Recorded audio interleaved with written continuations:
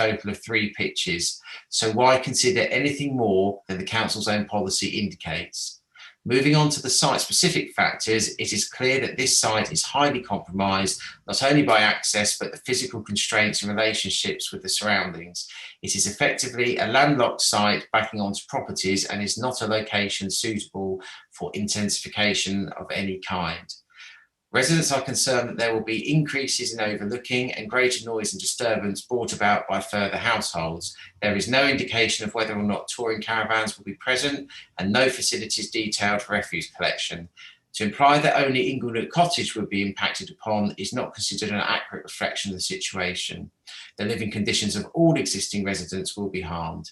To summarise, this application is for the wrong form of development in the wrong location.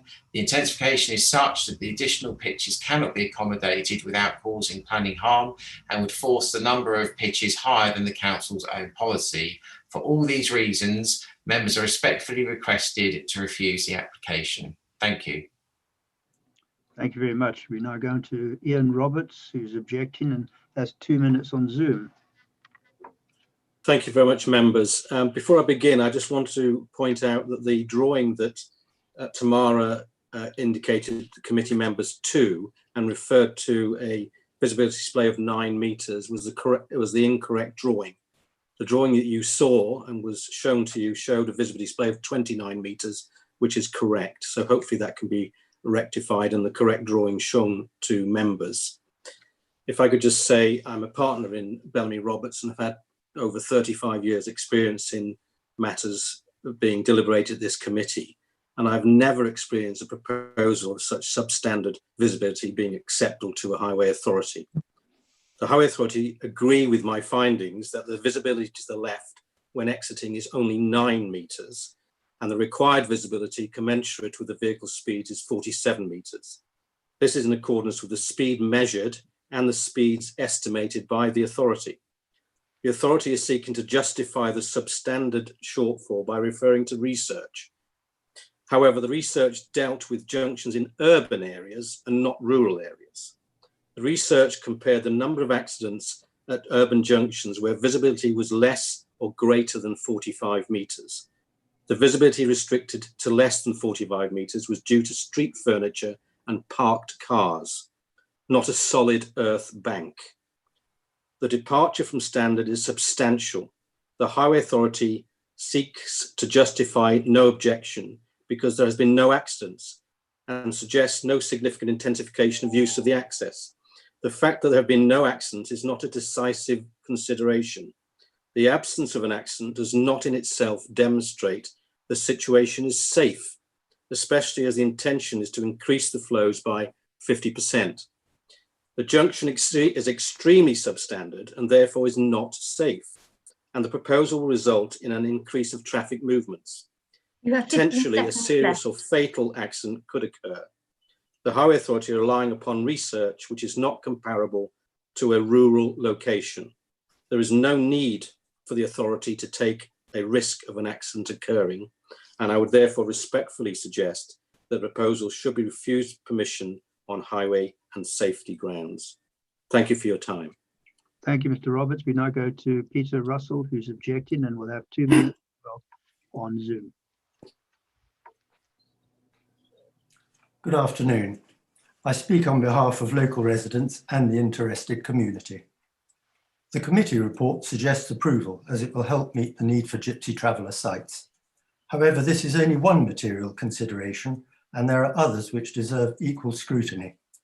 The harm from intensification and over-dominance, for example, is covered by others, so I will concentrate mainly on road safety, particularly in light of the last-minute addendum. The committee report states that refusal on the grounds of highway safety cannot be justified. Our barrister says this is incorrect. The issues raised by Bellamy Roberts surveys have not been subject to objective analysis by HDC or the highways reports. For example, there is no mention at all of the reference to the potential for a serious accident. Also, the highways report of 2018 uses the wrong test from the NPPF Para 109. Refusal on highway grounds would be supported by objective analysis and would therefore be reasonable.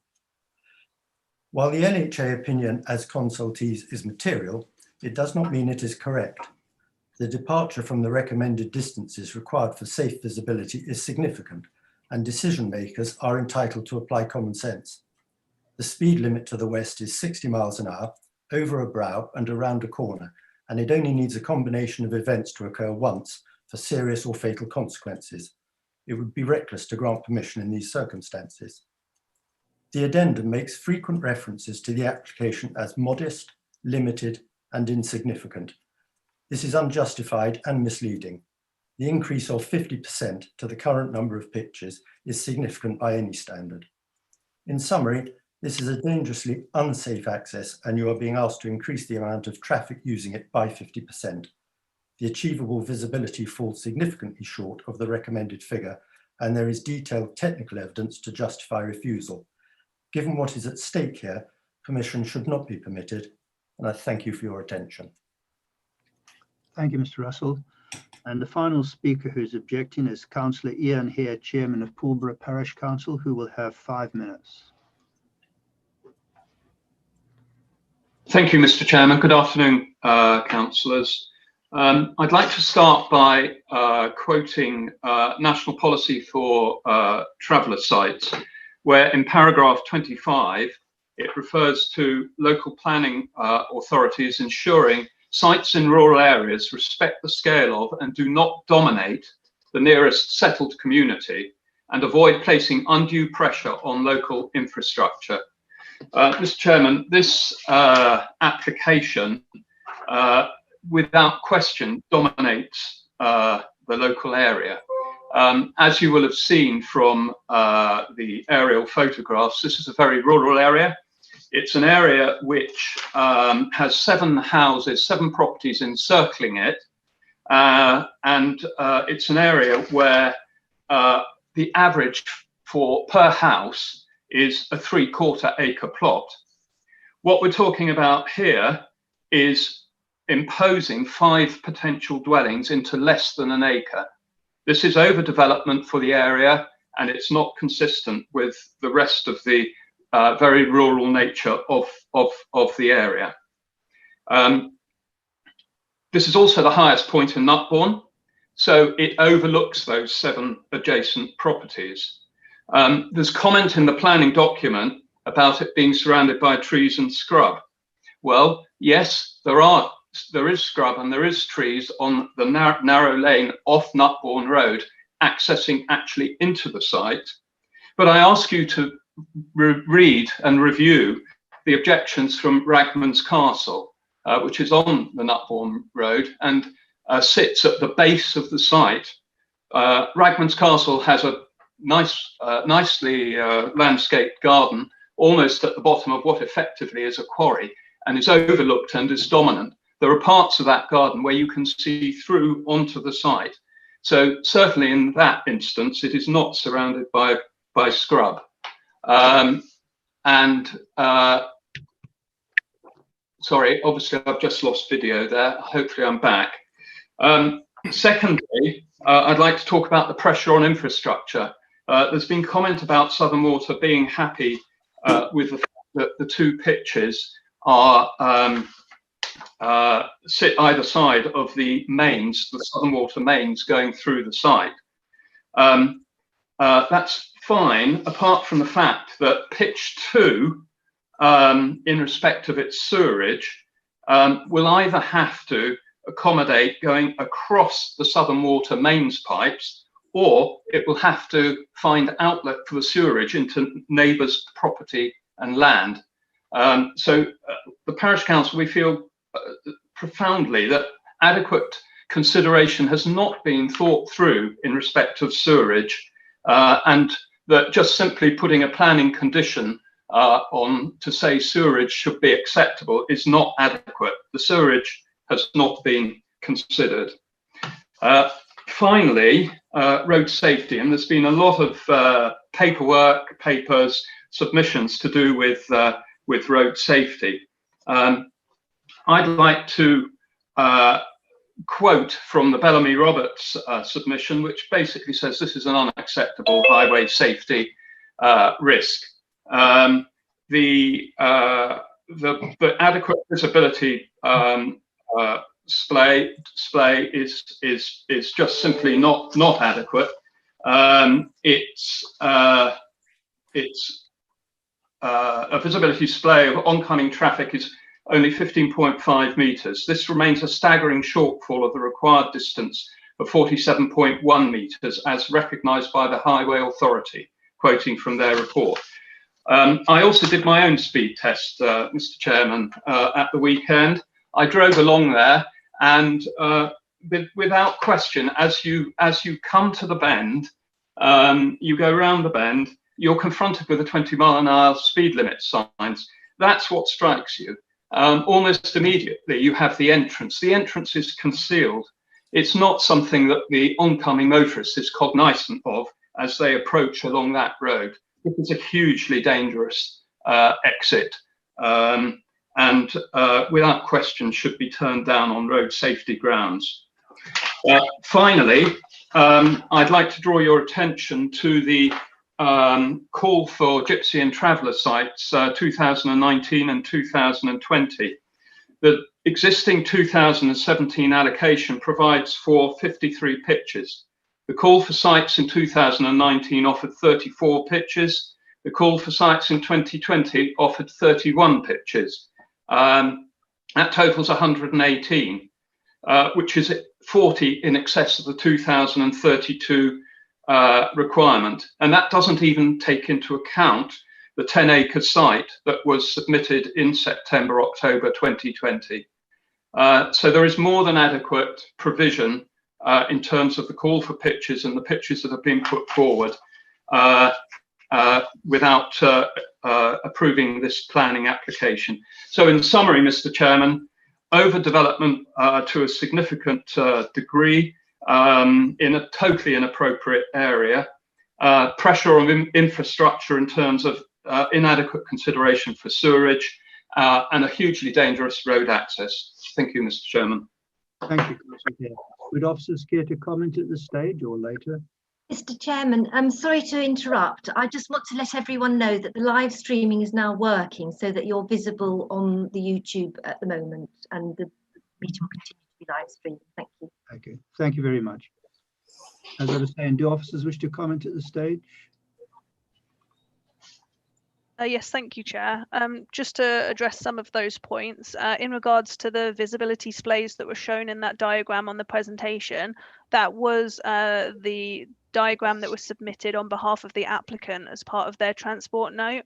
I recognise that that does show a different visibility display than what is now agreed between the local highways authority, who do state that from the information that they hold and the information that's been submitted on behalf of the residents, that the visibility display to the west is only capable of 9 meters. So just to confirm that aspect.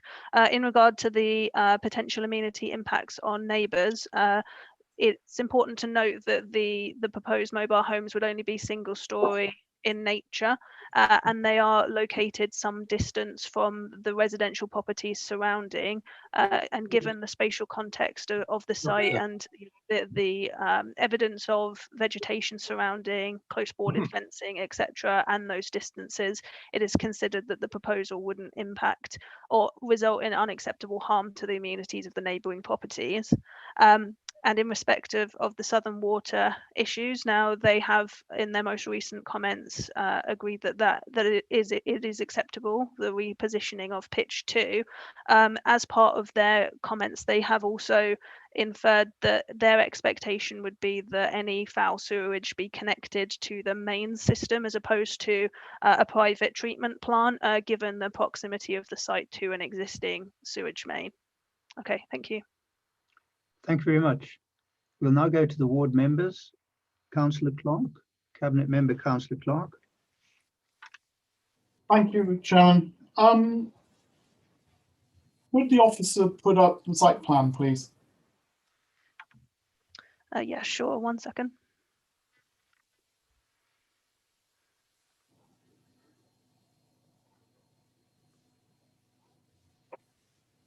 Thank you. For me, there are 3 issues with this site. You've heard from the earlier speakers, so I am afraid I will have to repeat But basically, the first issue with this site is the issue of the visibility displays and the access and egress to the site onto the Nutbourne Road. Looking at the site plan, you can see the brownish color on the left-hand side going down to Nutbourne Road. And basically that is going down into a gully or into a draw between Inglenook Cottage and the site itself.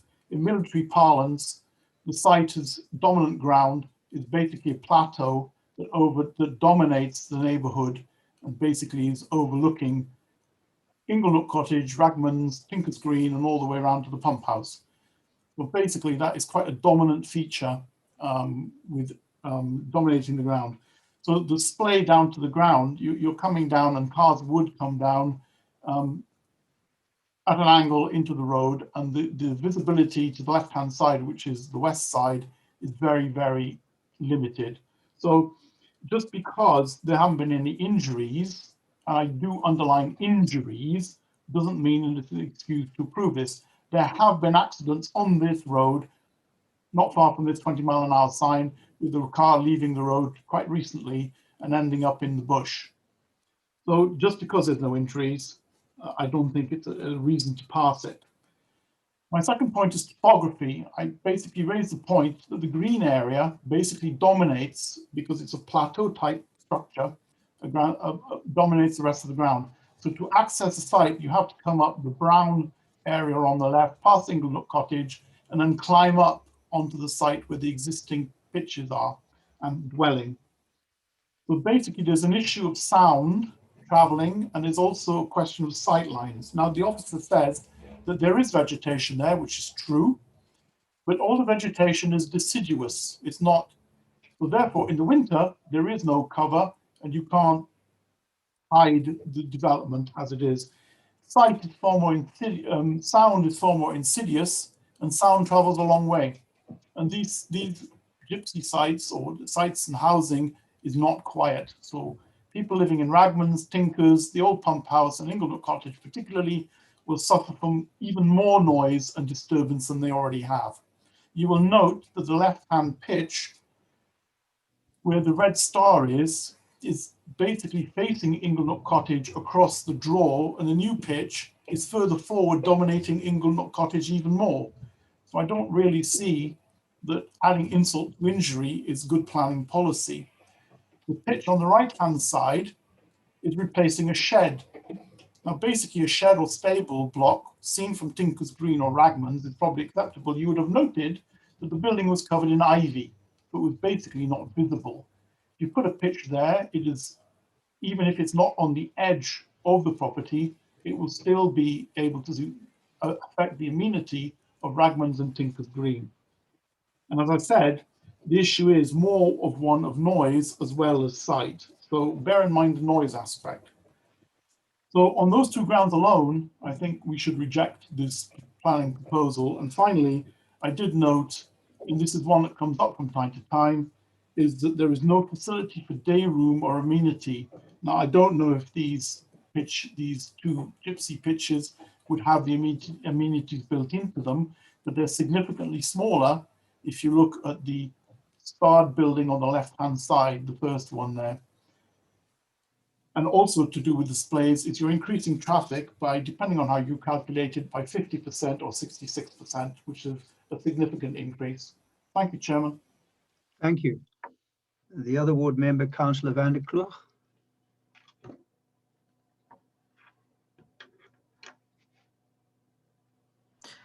Thank you, Chairman. Before I give my comments, I just had one question about the regulatory conditions that are attached in the report, and this is condition 13, which says that no more than 4 caravans of static or mobile home type should be stationed on the site at any time, and there should be no more than 4 touring caravans stationed on the site at any time. And I just wondered if that was a mistake in view of the fact this is now an application for 2. So if the officer could answer that, thank you.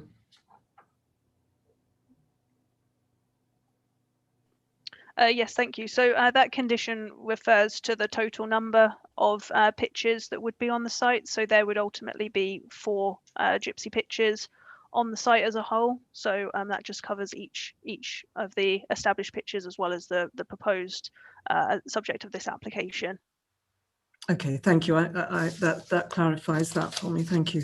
Well, I went to have a look at the site some weeks ago before I studied the papers, and Nutbourne Road is a typical narrow, winding Sussex road. And on approaching from the west to reach the site, you follow a right-hand bend and almost immediately turn sharply right into a very narrow single track or drive leading uphill to the site location, Lane Top. If the officer would be kind enough to put up the plan again, I think it would be helpful to look at it as I make my comments.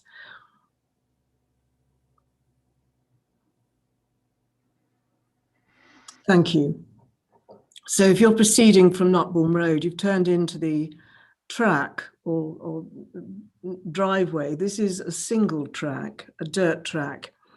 And when you get to the top of the track, before it opens out, there are some big wooden gates which lead into Lane Top. And so the first thing to notice about that is it's not possible to turn around in the track if you want to go reverse and go back down again. You've got to go up through the wooden gates into Lane Top itself and turn around in that big area. So if those gates were locked, then you would only be able to get out of the track by reversing. On turning into Lane Top, I then drove back down the track, and what struck me with considerable force when I got back down to Nutbourne Road was the terrifying nature of the turning right into Nutbourne Road. Looking left, which is westwards, just a few yards away, there's a blind summit on a left-hand bend, and we saw that in the photograph. So you would not be able to see a vehicle approaching from that direction until it's almost on top of you. Added to that, as you look left, westwards, there's the national speed limit sign, or no speed limit sign as it's sometimes called, which means the speed the other side of that is 60 miles an hour, or could be. The speed this side of the speed limit sign is 20 miles an hour. So you could, on turning out, meet a car or motorcycle approaching over the blind summit at up to 60 miles an hour, although anything close to that speed would of course be entirely inappropriate for the road conditions. We have evidence before us that the 85 percentile speed there is 32 miles per hour. Looking at the highway code, it gives a general guide of braking distances, and it is some 23 meters for a 30 mile an hour speed limit. And that is far more than the visibility here of 9 meters. So as I say, I thought it was a terrifying turning. I hated having to go out of it, and it's particularly the case when you're turning right, which is what I did. The track is currently shared by 4 residences: Inglenook Cottage, the residential dwelling at Lane Top, and the 2 gypsy pitches at Lane Top. And I feel concerned and very sorry for them on having to run the gauntlet of this exit onto Nutbourne Road on a daily basis. As a planning authority, we have to take into account the safety of vehicular access. It is a material planning consideration, and it is highlighted in our policies 23 and policy 40. It's incumbent on us as the planning authority not to allow residential accommodation to be permitted in locations which put people in danger. When reaching our decision, the interests and safety of those who will have to live there must weigh heavily in the balance. Now, it's a feature of this application that it's for residential accommodation for gypsies.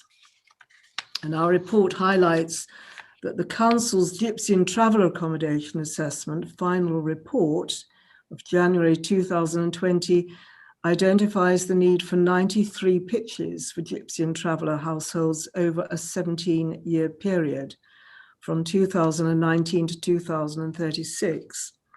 But that need should not, to my mind, seduce us into turning a blind eye to the safety issue.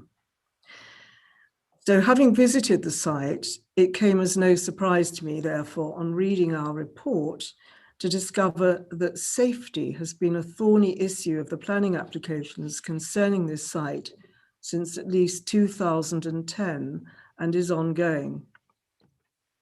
It centres around the question of the appropriate visibility splay at the junction of the track with Nutbourne Road. A visibility splay is the ability to see clearly traffic approaching from both directions at a junction. It is a geometrical calculation based on actual speed of the road traffic and is set by the Highway Authority, which is West Sussex County Council here, in accordance with the Manual for Streets Standards. A splay may need to be widened to increase the safety of the turning into the major road. The local Highway Authority is satisfied with the splay to the east, but the splay to the west would require a splay of somewhere between 43 metres for 30-mile-an-hour traffic or 47.1 metres for 32 miles per hour traffic. It's accepted by the local Highway Authority that the current splay of only 9 metres is the only splay achievable, i.e. it's within the applicant's own land or publicly maintainable land. And this represents a substantial shortfall from the standard laid down. There is clear, and to my mind, this is clear evidence of the inadequacy of the west splay.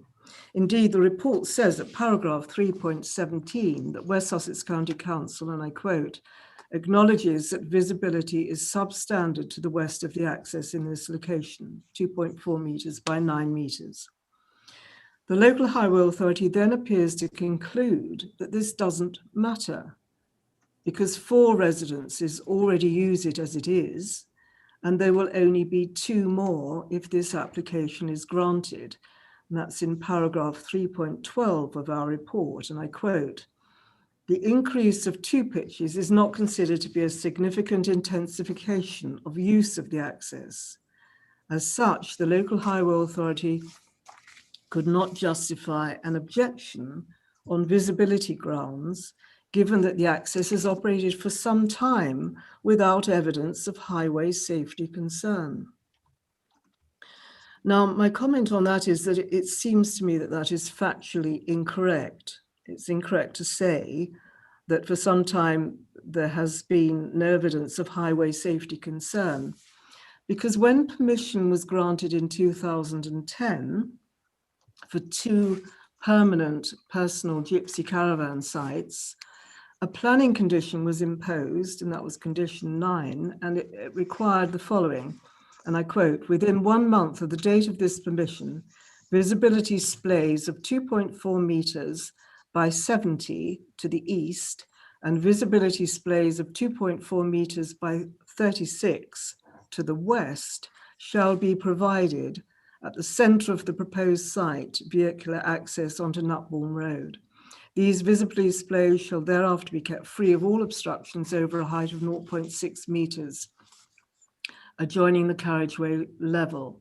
And the reason was in the interest of road safety in accordance with policy DC 40 of the Horsham District Council Local Development Framework. And that's the end of the condition. That condition was never carried out and was later abandoned by this council in a later permission granted in 2017. A permission which was to remove the conditional for personal occupancy so that the sites could count towards Horsham District Council's quota of gypsy and traveller sites. At that point, the retention of condition 9 was brushed aside and I quote, "as the visibility splays to the site are considered acceptable to the Highways Authority." But it does highlight that concern about the safety of the turning has been a long-standing one. And of course, it was at this very time that a High Court judge gave leave for a judicial review to be brought against this council on the basis that the planning officer's report at that time might have materially misled this planning committee about what the local highway authority had said about the safety of the access. And I have an uneasy feeling that the safety issue is being brushed under the carpet again. And my other comment is that I feel that the local highway authority are also missing the point about the nature of the safety concern here. It's not about whether the cumulative effect of the intensification of use will have a severe impact on the operation of the highway network. The main point about safety here is the nature of the access itself, purely and simply that. It's the configuration of the location of the lane, the track, meeting the road, which is the danger. It means that every single time a person leaves the site by car or other form of transport, that person is at real danger, at real risk of a collision occurring because of inadequate visibility. It only takes a juxtaposition of events, someone approaching over the brow of the hill, coming round the bend, and someone leaving the site for a serious collision to occur. Statistical evidence only tells us about chances, but statistical evidence doesn't actually prevent such a juxtaposition occurring. So how can we as a planning authority consider this as a suitable location for a dwelling? The only means by which safety can be improved is by a wider visibility splay, and to so lightly disregard that safety requirement, basically I feel because it can't be met, it can't be made bigger, and there is no need, and there is a need to allocate further gypsy sites, is, I feel, irresponsible. So in my view, this application cannot be permitted because it's contrary to policy 23, in that the site is not served by safe and convenient vehicular access. I'd like to refer briefly to two other matters. The need for additional gypsy sites is indeed a material planning consideration. Our policy 21 allocates lane top for 3 gypsy and traveller sites. And looking at the numbers here, there are currently 3 residences at lane top. That the site was suitable for 3 pitches was presumably carefully considered when the local plan was written. There are now 2 permanent gypsy pitches with mobile homes. The 3rd residence is a converted barn, and we can see from the planning history in the report that it was recognised as a residence by a certificate of lawful development in 2016. And this is a barn which was previously contained the applicant's caravan, which used to be a 3rd gypsy pitch. So it's no longer a gypsy pitch, but unrestricted. And we understand from the report it is occupied by the applicant. So one gypsy pitch previously existed, but was lost through the planning process. It is arguable, but debatable, that there could be one further pitch to fulfill policy 21's allocation of 3 pitches, subject, of course, to other planning considerations which relate to safety, which we've talked about. But this is an application for 2 more pitches, and that would create 5 residences in the field, and that seems rather a lot. Our report reminds us of the government's planning policy for traveller sites, policy C, relating to rural sites, and this says when assessing the suitability of sites in rural or semi-rural settings, local planning authorities should ensure that the scale of such sites does not dominate the nearest settled community. It is a difficult balance, but given the sporadic nature of the surrounding properties and the very rural setting, it's important to limit the intensity of development of this location to prevent dominance of the settled community which is in close proximity. And finally, as the proposed pitches would be sited more towards the north of the field, there are concerns for the amenity of neighbouring properties and their gardens on the northwestern and northeastern sides of the site. For example, Inglenook Cottage and Tinker's Green and the old pump house, which would be looked down on from the proposed new pitches, with consequence loss of privacy and tranquility. This does not meet the requirement of policy 33.2. The report refers to some degree of screening from vegetation, but unfortunately, vegetation, as we know, cannot be protected, is easily removed, and in any event is not effective in winter. So on these grounds, I cannot support the officer's recommendation. Thank you, Chairman. Thank you, Councillor van der Kloek. As third ward member, I probably haven't much more to say. Councillor van der Kloek was allocated some of my speaking time anyway, but I think it is worthwhile picking a few points again and stressing them. The main water pipe was a factor earlier on, which appeared to have been answered. After Councillor Hare spoke on the sewage matter, I have some reservations about that at the moment. The high ground, the overlooking, as former military officer Councillor Clark said, you know, take the high ground, you dominate the scene. And I think that does dominate to a large degree that whole area. I think that overdevelopment comes into this as well. You're talking, in fact, of 5 families. It's very glib to say 5 units, but it's 5 families.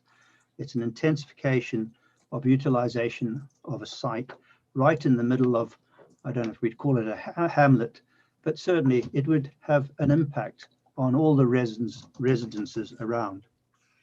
I fully accept the officer saying we do have a responsibility to look at the long-term needs of the gypsies and travellers, but that doesn't mean to say that we don't look at the long-term needs of the surrounding residents. In fact, under the Human Rights Act, they do have a right to quality of life, etc., etc. And over-intensification or overdevelopment of a site, as this appears to be with this proposal, must be impacting on their human rights. I think the visibility display has had some quite outstanding representations from both our officers and from county and from the objectors. I think for many of us, it's been a great education in what can be a terribly boring subject, but becomes rather fascinating when you hear some of the detail. I'm not one who gets terrified of roads or dark roads or narrow lanes. I do admit even I can get cautious. And I think I know probably better than most of the meeting, but certainly not the ward members and certainly not the objectors. I do know that bit of road very, very well. It is terrifying. There's no debate about it whatsoever. And Councillor van der Kloek was quite right to describe that as a terrifying turning. It's very dark. It's quite an exciting little bit of road, and it'd be nice if there were no damn lanes coming onto it. But it is a harry-carry road. There's no question about it whatsoever that you are at risk driving down there if you show the slightest bit of unnecessary speed, or if you lose attention, you could be at risk because you don't see that turning. It is a risk. And I think what Councillor van der Kloek said of reports many years ago, it is rather disappointing that the recommended improvement of the display was never brought about. So I do find that this is a very difficult one to decide on. I suspect that one would feel that a refusal appears more appropriate. On the highways issue, it is a fine judgment, you might argue. You've got highways and you've got the objectors' representatives. And as I've already said, they make a very interesting debate on a subject that normally most of us would be bored sick of.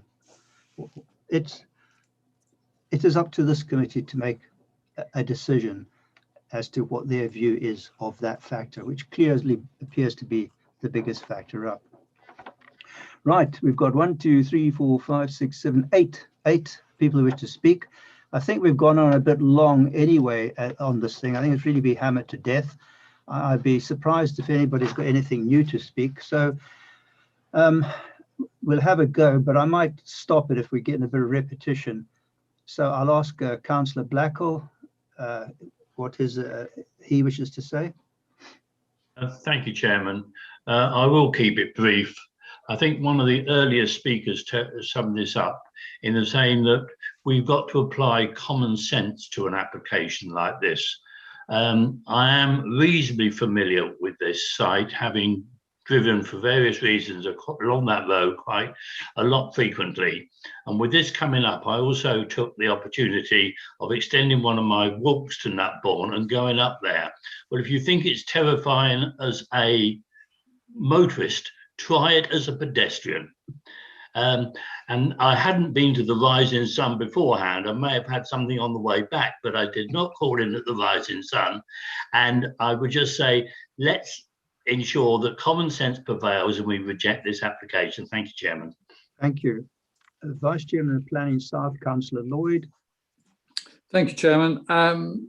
Just briefly, I'm not going to repeat anything that's already been said, but in light of the local highway authorities' comment that the visibility is substandard, and the comments that we've received from the solicitors on behalf of the residents, which I thought was very comprehensive, rebutting some of the arguments that were put forward by the officers. I was just wondering that if members were minded to refuse the application and it was challenged on appeal or judicial review, whether the officers and particularly Horsham Legal are confident that they would not be successful in those appeals or the judicial reviews, and that the officers' recommendations are in accordance with planning policies. That's point one. And quickly on point two, members have made comments about the elevator position, and also neighbours have made comments about the loss of amenity. And I'm just wondering again, if members are minded to approve the application, could there be a condition about planting evergreens along the boundaries to avoid this issue? Thank you, Chairman. Officer Parks. Thank you, Chairman. Just to pick up on Councillor Lloyd's points in terms of an appeal and a JR, you know, I can't predict what would happen in the event of an approval, or a refusal. But this is a balancing one, and I think officers have picked up an error that we made in the report with regard to the MPPF, and that's picked up in the addendum. A JR can only be successful if there's an error in decision making, and I'm confident now that our assessment is sufficient, but obviously you're the decision makers here in terms of the final decision, and that includes weighing up the evidence, and obviously here you've got evidence which supports an approval, and that's the position of officers, but you do also have evidence that there is a substandard visibility splay here, which members need to consider and give weight to in your decision making. So I think, you know, and if it is refused, it would be something the council would defend, but we don't know, you know, what an inspector's view on that would be. Clearly, if you've got the highway authority suggesting approval, then that gives weight to that position. That's where we are on that. In terms of planting, and thank you for raising that, Councillor Lloyd, I did want to come back on some of the comments that Councillor Clark raised as well. If we were to approve it, then yes, we could have a landscaping condition with some additional planting there. We need to be mindful. Clearly, this is an application for gypsy and traveller pitches, but in terms of the assessment of amenities, you know, it's essentially the same as a residential dwelling. It's very difficult to raise objections in terms of noise and disturbance when essentially you have two residential uses next to each other, as you would on any street, and bearing in mind they're single story and sufficient distance from neighbouring properties, I think you'd be very hard pressed to substantiate a reason for refusal in terms of impact on neighbours. Thank you. Although Officer Parks, as I mentioned, I think it's 5 families will be on the site. So it's not just like a normal family. I mean, I don't know what the current figures are for, may I use the expression, I don't use normal in a derogatory sense, but the average family, shall we say, in the UK is a 2 people and a couple of kids. I'm just speculating there. Whereas here we'll have 5 families. Anyway, leave that for a minute. Let's quickly move forward. And as I say, please, could people now be brief? Councillor Noel. Thank you, Chairman. I think my points have been more or less covered by the members, so I won't take any more time. Thank you. Thank you very much. Councillor Rowbottom. Thank you. It's just the general feeling that I had on reading this report, and I read it very carefully. I got the whole feeling that the actual report itself had serious misgivings about this site, about enlarging this site. And I wouldn't like to think that these misgivings had been put aside because we are unable to demonstrate a 5-year supply of gypsy and traveller pictures. I know this is a significant material condition, but this is no reason whatsoever to approve 2 pictures that are potentially going to be in a dangerous position. And there's no way I can support this. Thank you. No, I'm sure the officers treat these matters purely on evidence, on the rules and regulations, and don't colour their decision in any way whatsoever. Councillor Jupp. Thank you, Chairman. 2 things. Firstly, I suppose, bearing in mind the concentration on West Sussex County Council's response on highways issues, I should have declared that I'm also a West Sussex County councillor. However, secondly, more importantly, may I thank the officers for their report. It's particularly tricky one, I think, and also I compliment our 4 speakers today who gave very clear and differing reasons for their objections. I agree with Councillor van der Kloot and Councillor Clark in that this should be rejected. Thank you. Councillor Circus.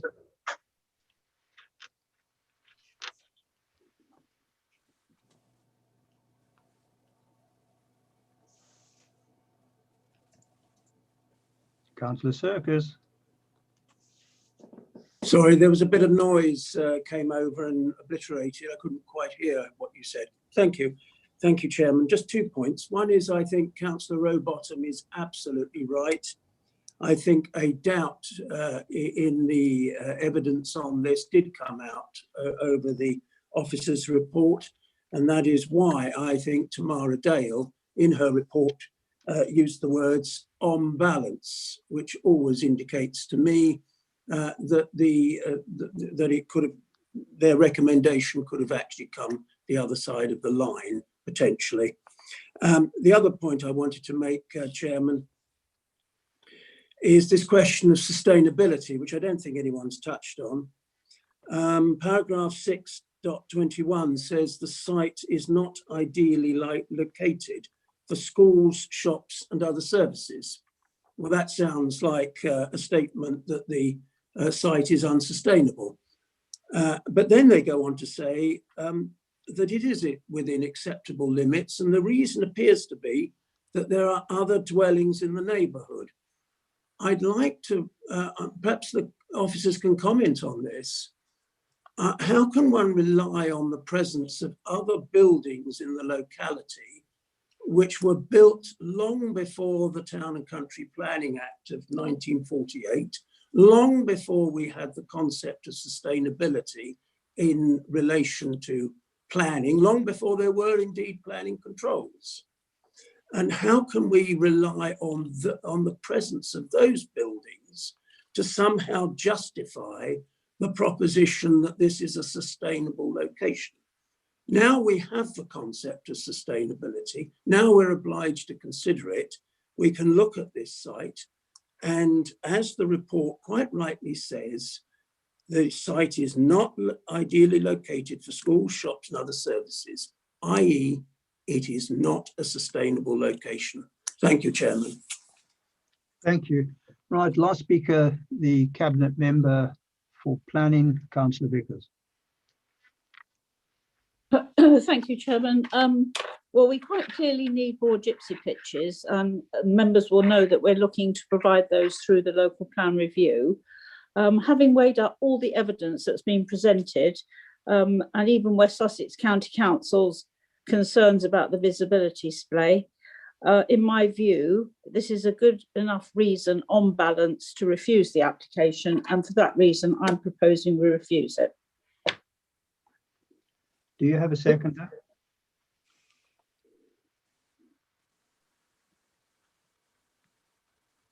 Is there a seconder for Councillor van der Kloek is seconding it? Can we go to the vote, please? And that is to refuse. We'll need to have the reasons for refusal set out in detail before we can go to the vote, please. I think it would be best, Chairman, if we got some clarification from the planning officer, but my suggestion is that it's an on-balance decision, that the evidence doesn't justify that the concerns on the visibility displays can be overcome. It's unusual for me to go against West Sussex County Council's recommendation, but I think in this case, I think it's valid. But I would ask Emma Parks if she could help word that reason for refusal, please. And also the officer can consider overdevelopment. Thank you, Councillor Vickers. Obviously, the motion put forward from Councillor Vickers is with regard to visibility, and having listened to members' concerns carefully, it is suggested that the reason for refusal is along the lines of the proposed development will result in intensification of vehicle movements utilising the access, which due to the limited attainable visibility splay to the west would result in an unacceptable impact on highway safety. The proposed development would therefore be contrary to policies 40 and 23 of the HDPF and paragraph 109 of the MPPF. Thank you. Okay. Can we go to that vote now to refuse? Are we doing a roll call? Yes, yes, we have to do a roll call, I'm afraid. So, yes, so as Emma just said, so it's contrary to paragraphs 14 and 23 of the local plan and 109 of the NPPF. So this is to vote for refusal. Councillor Blackhall. Refuse. That's 4, thank you. 4. Councillor Brown. 4. Councillor Chowan. 4. Councillor Circus. 4. Councillor Clark. 4. Councillor Croker. 4. Councillor Daw. 4. Councillor Donnelly. 4. Councillor Jupp. 4. Councillor Kitchen. 4. Councillor Lambert. 4. Councillor Lloyd. 4. Councillor Morgan. 4. Councillor Noel. 4. Councillor Platt. 4. Councillor Potts. Unfortunately, my connection cut out, so I abstain. Thank you. Councillor Rowbottom. 4. Councillor Saheed. Councillor Saheed. Councillor Sanston. 4. Councillor van der Kloot. 4. Councillor Vickers. 4. Councillor Wright. 4. Councillor Saheed. So that was 20 in favour of refusal and 1 abstention of those that voted. So the refusal was carried. Right, that motion was just carried. I think we now have to do a vote on the original recommendation. Is that correct? No, that because an alternative motion's put forward and that was passed, then we don't need to, Chairman. Thank you very much. That was pretty long. What I propose is we'll take item 6 and then I'll give you a little break after item 6, if you don't mind. So if the officers could now lead on the agenda item 6, construction of 2 additional, sorry, wrong one. Item 7, change of use to residential curtilage, retention of a detached garage at White Oak, Shoreham Road, Small Dole. The officers. Yes, thank you, Chair. So let me just share my screen.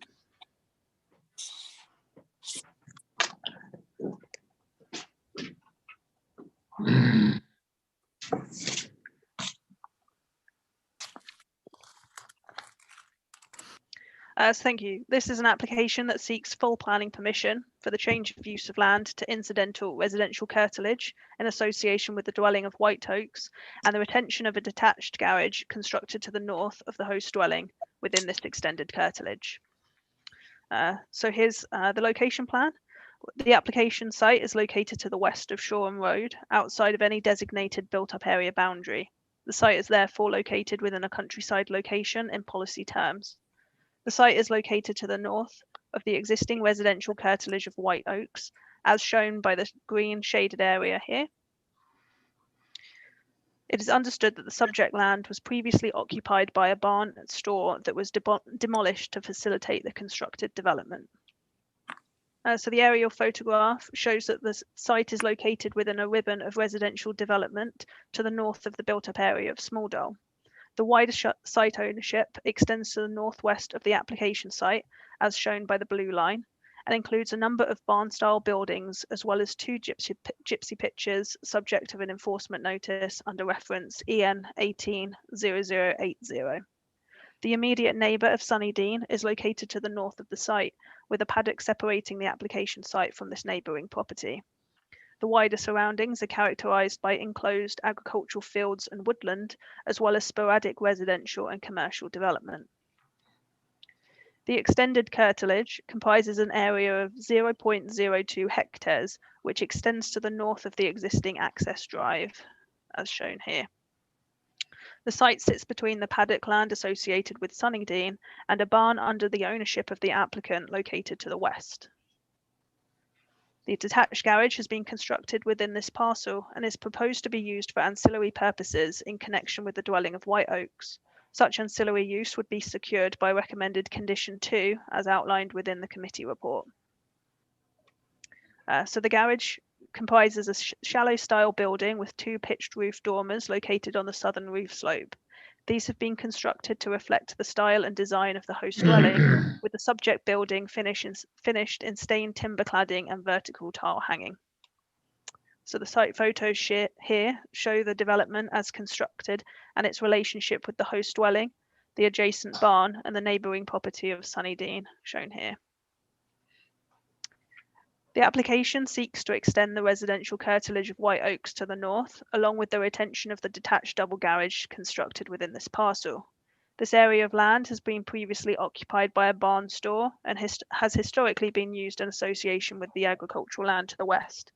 The extension to the residential curtilage would result in some encroachment upon the agricultural land, but it is, however, recognised that this area is of limited agricultural value, being situated in close proximity to the residential curtilage of White Oaks and the adjacent residential properties. Furthermore, the land is separated from the wider countryside by the established barn buildings, and these form a hard edge between the subject land and the wider agricultural fields. On this basis, it is considered that the incorporation of this land into the existing residential curtilage would have limited impact on the agricultural viability of the wider countryside and would not demonstrably harm the rural character of the countryside setting. It is recognised that a number of objections have been received regarding the potential use of the garage, and particularly whether the development could amount to a separate and independent residential dwelling. The applicant has outlined that there is no intention to utilise the building as a residential annex, with the loft space sought to provide domestic storage only. It is noted that dormers are located on the southern roof slope. However, following a site visit, the building does not benefit from either an internal or external staircase, with the loft space primarily open with timber supports, albeit that some boards have been laid. Given this context, it is not considered that the development as constructed would be suitable for residential occupation. While recognised that internal alterations to facilitate a usable upper floor would not be subject of planning control, condition 2 of the recommendation requires that the accommodation be occupied for purposes ancillary to the host dwelling and not as a separate unit of accommodation. Condition 3, as recommended, also removes permitted development rights for alterations to the building and outbuildings within the curtilage. As such, there are reasonable controls in place to ensure the ancillary use of the building. In addition, the constructed garage is considered to sit appropriately within the context of the surroundings and would not result in harm to the amenities of neighbouring properties or the function and safety of the public highway network. The proposal is therefore recommended for approval, subject to the conditions listed in section 7 of the committee report. Thank you. Thank you very much. There are no public speakers, so we'll go straight on to the ward members. Councillor Morgan.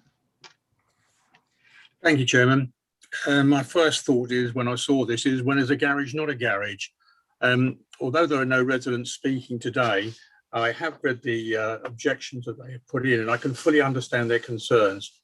This site has caused them considerable problems over the last few years, with breaches of planning on the land at the rear being used as 2 gypsy sites, which have been refused on appeal. They are now subject to enforcement notices, which have also been challenged at appeals and again have been dismissed, and as has a judicial review at the High Court. I mention this because here again we have a substantial building which has been constructed without planning consent, although I would be surprised if the applicant was not aware of the need to apply for permission prior to the building. I question whether we would be agreeing to building of this size and form if the application had come in before construction. As we have seen from the officer's report and the screen presentation, this is a very large building. In fact, the ground floor area is half the size of the main house. The fact that at the present there is no internal floor or staircasing does not mean that they will not be put in and would not require planning permission. I do not consider the building conserves or enhances the character of the landscape to which it is located, and neither is it a scale appropriate to the countryside character and location as required by section 26 of the HDPF. Policy 28 of HDPF also states that garages or buildings should have regard to the dwelling they serve. Does this building? Concerns have been raised by residents regarding the potential use in the future as a separate dwelling. I see from the report that the applicant has said that there is no intention to do this, and I welcome that conditions are included to prevent this. However, it concerns me that in 6.8 of the officer's report, it states that this building could at some time be used for ancillary accommodation.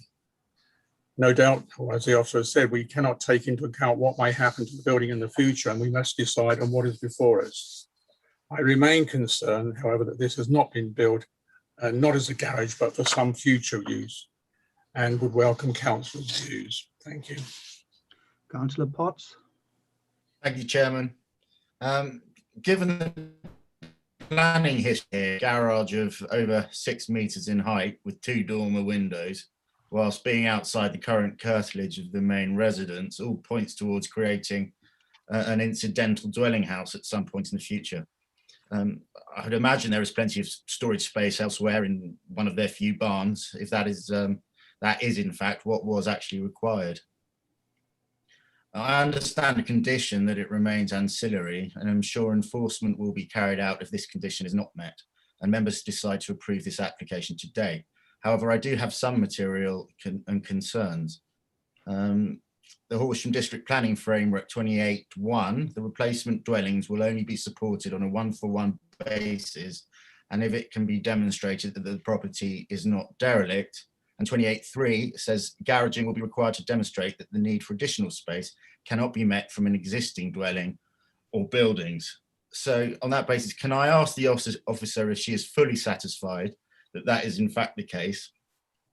And is the officer satisfied that the now demolished original garage was indeed derelict, dilapidated, or in a state of disrepair?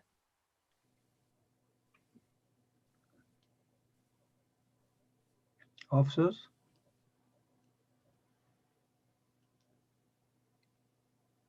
Yes, thank you.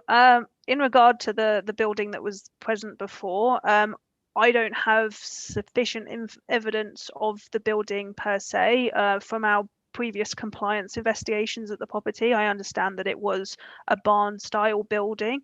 In terms of its kind of usability prior to its removal, I can't comment on that aspect. I'm referring specifically to, if we look at Phil Rowe, the agent's report, the existing garage, not the barn where the replacement garage has been built. An existing garage? The original garage, which is now been demolished.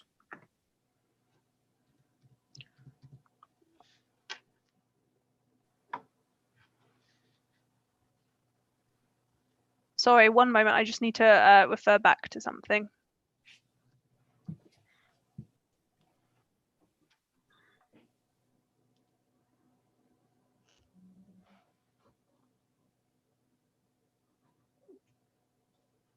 Are you referring to the garage that was present at the same time as the previous residential dwelling that was then subject of the replacement? Yes, the one, well, the mentioned in the report, which I don't currently have in front of me, the agent's report. Well, in terms But of it's actually the outline of which is on your report.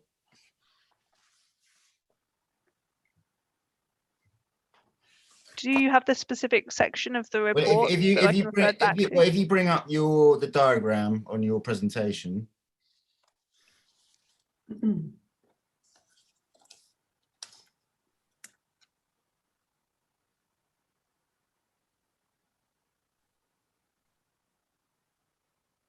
So it's the immediately.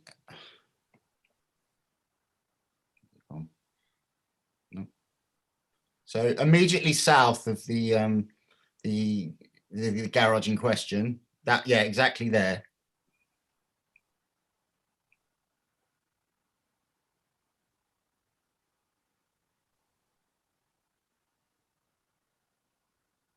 Sorry, can you just clarify what the question is again then, please? Well, in it being contrary to policy 28, in that it's that was an existing garage. I don't believe it was a garage. I believe it was a store, as opposed to. I don't believe it was capable of holding vehicles. I think it was just a previous store that was on the site. As far as I understand with the report, it was mentioned as a garage. Within my report, it was referred to as a store, and that's the evidence that I have available from our compliance investigation. But can we then defer to have another look at that? Because if that indeed was a garage, then we need to understand why it was demolished and another one used to replace it. I think ultimately anybody can demolish a building generally, and so I don't know if that in itself lends itself to a significant consideration as part of this application. I don't think it's unusual of a dwelling of this size to have an associated garage of this size. It's generally I don't think there's any reasonable grounds to refuse it. I appreciate there are some concerns about the intentions going forward, but as members will know, that's not really material to how we assess this particular application. We have to consider the scale of this in association with the existing dwelling, and ultimately that building has now been demolished, so that they haven't got that store building anymore, and they wish to utilize a new building here. But would that not have been contrary to 28.1? Demolishing the building, you don't necessarily need permission to demolish a building. They would only be supported on the one-for-one basis if the property was derelict. But that's with regard to a replacement dwelling. This is a garage here. I think the policy you're referring to is if you replace a dwelling, whereas if an established dwelling wants an outbuilding, there's no one-for-one replacement policy for that. It's just a case of whether the scale and location, etc., are appropriate. Okay. Thank you. Councillor Noel. Thank you, Chairman. Can I just ask a couple of questions of the officers as well, please? DC 200813, which refers to the full application for proposed two-pitch gypsy accommodation on this site. Was that another retrospective application by the same applicants, please? Councillor, no, I'm not sure how that's relevant to the assessment of this application. I'm just a bit concerned that I think it's relevant in terms of the intentions of the applicant, because it is now subject to an enforcement action. And what I want to point out is that on at the very top of page 53, in our bundle 6.21, the officers have written, it is considered the building is sufficiently distant so that it would not result in any unacceptable loss of light or privacy to these nearby dwellings, and is orientated to avoid overlooking. So does that mean that in the officer's mind who is writing this, that it could be turned into a residential dwelling, and if it was, there would be no overlooking because of the orientation of the dormer windows, which for some reason or other have been included in a garage. A garage which is 6.2 metres high, which is rather high for a garage, and obviously of sufficient space to include a residential floor above. In respect of your question, the use of this building for a residential dwelling would require the benefit of planning permission, in which if that was to go forward, we would assess it on whether or not an additional residential unit and its relationship with the surrounding properties would result in harm or not in terms of amenity impact. This proposal relates specifically to a garage that is proposed to be used for ancillary purposes in connection with the existing house. And it's the officer's view that that siting, given its orientation facing into the site as opposed to facing toward the neighbouring properties, would not impact those neighbouring properties, and particularly Sunnydean, that's located adjacent to this site.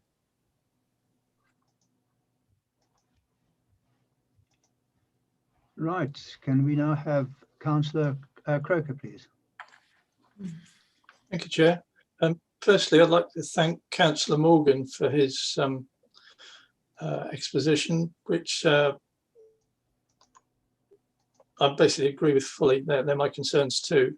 And also just comment with some regret that back in 2013, that particular bit of the site was covered in some quite large trees, which sadly are now all gone.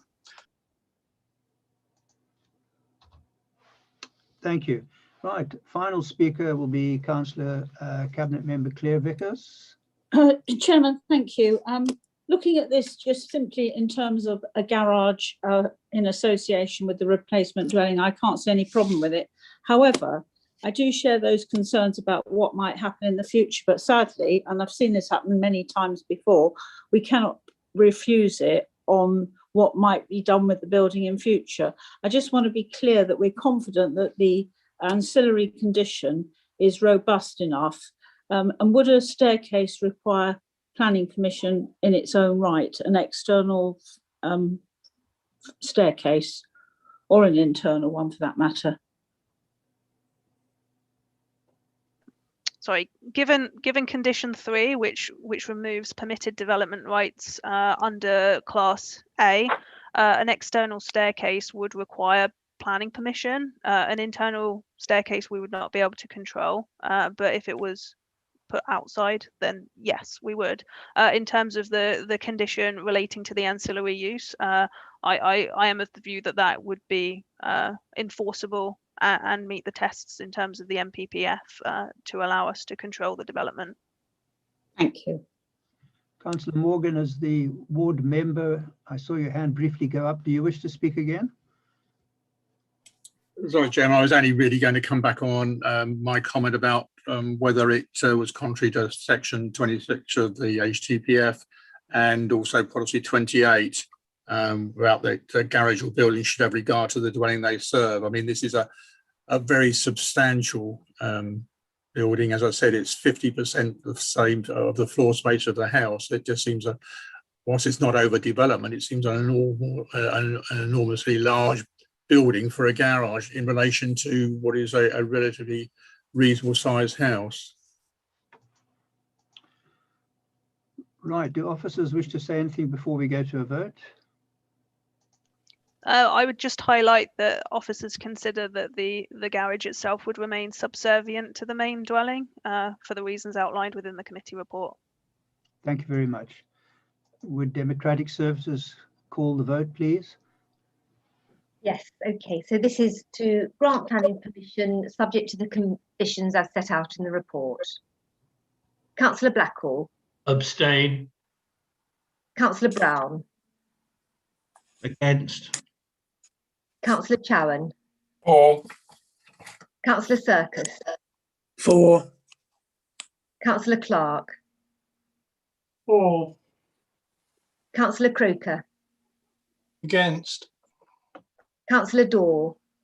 For. Councillor Donnelly. Against. Councillor Jupp. Against. Councillor Kitchen. For. Councillor Lambert. For. Councillor Lloyd. For. Councillor Morgan. Against. Councillor Noel. Against. Councillor Platt. Against.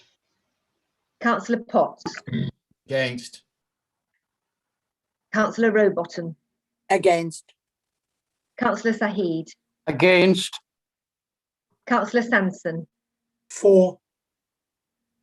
Councillor van der Kloot. Councillor van der Kloot. Oh, sorry, 4. Thank you. Councillor Vickers. For. Councillor Wright. Against. Against. Against. That's 4 in favour, 11 in, sorry, beg your pardon, 10 in favour, 11 against and 1 abstention. So it didn't pass. So we'll now have to have a new proposal. Does the ward members wish to recommend the proposal?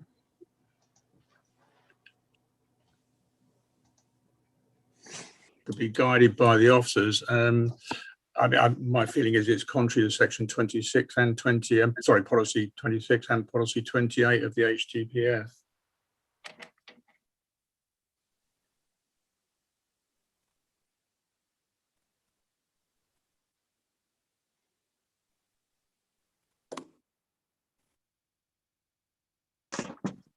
Do we need those policies read out for the benefit of other members, or?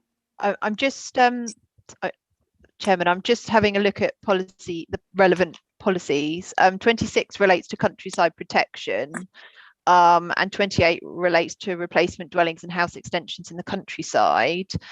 And then with a particular regard to policy 28, it advises at point 3, ancillary accommodation and garaging will be required to meet with all appropriate policies, particularly design, and demonstrate that the additional space cannot be met from the existing dwelling.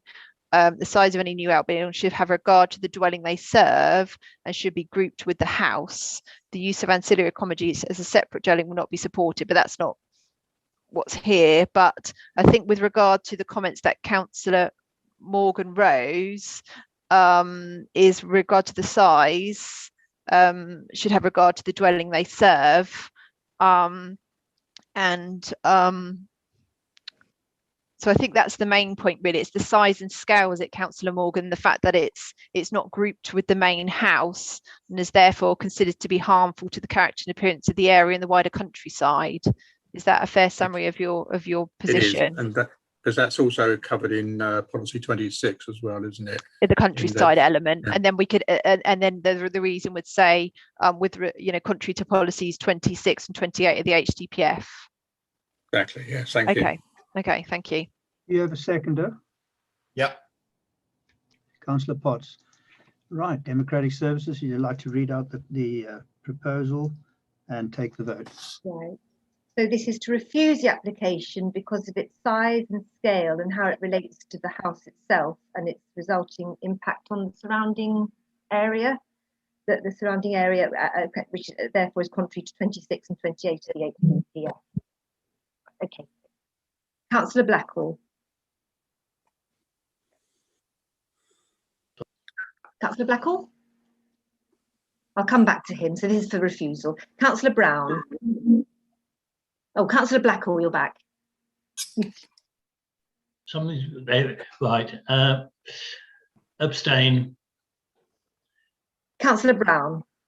Sorry, could you read out again? That my connection dropped slightly there. What are we voting for? It's to refuse the application because of the size and the scale of the building and how it relates to the house, but not being sort of ancillary to it, and the resulting impact on the surrounding area, and therefore contrary to 26 and 28 of the HDPF. Thank you. For. Jonathan, Councillor Chowan. For. Councillor Circus. Against. Councillor Clark. For. Councillor Croker. Or. Councillor Daw. Abstain. Councillor Donnelly. For. Councillor Japp. For. Councillor Kitchen. Against. Councillor Lambert. Against. Councillor Lloyd. Against. Councillor Morgan. For.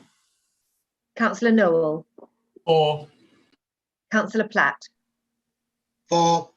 Councillor Potts. For. Councillor Rowbottom. For. Councillor Saheed. For. Councillor Sanson. Abstain. Councillor Vanderkloot. For. Councillor Vickers. Against. Councillor Wright. Oh. So that was 14 in favour, 5 against and 3 abstentions. So the motion to refuse has been carried. Thank you very much. We'll now adjourn until 4:20 and we'll commence at 4:20 again on the dot. Thank you very much.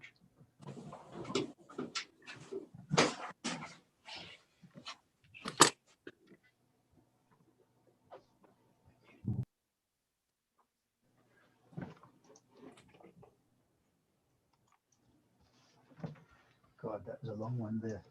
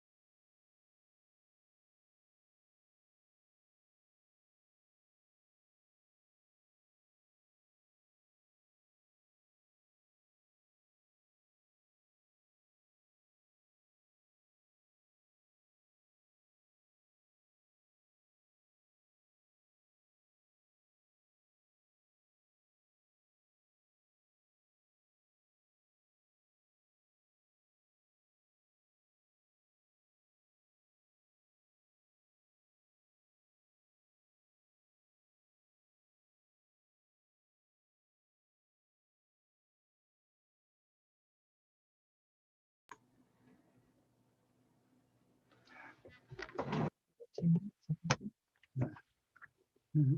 then Did you say we'll come back? 20. 20.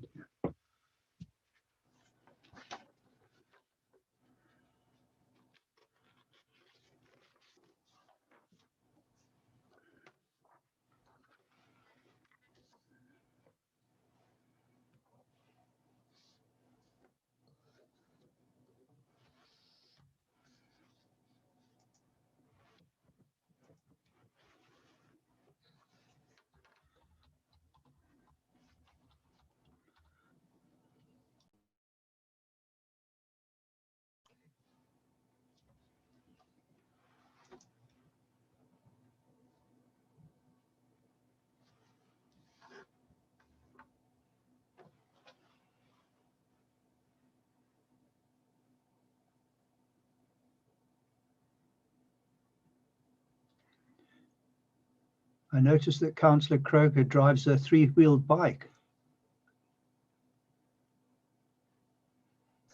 I don't know about Yes, he drive. does. I expected more from you. Anyway, you did look a bit young there, though. Right, we're back. Oh, Thank that you one, very yes. much. And we've now got two more reports. We now are going on to agenda item 8, the removal of condition 21A of a previously approved application. This is petrol filling station, London Road, Ashington. Would the officers kindly lead?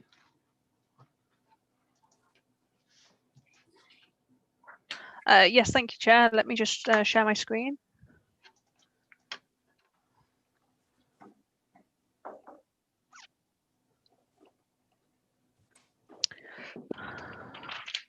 So this application seeks to amend condition 21 of planning approval DC 1420, which relates to the opening hours of the shop and petrol filling station. The purpose of this variation is to enable 24-hour opening of the petrol station and ancillary shop.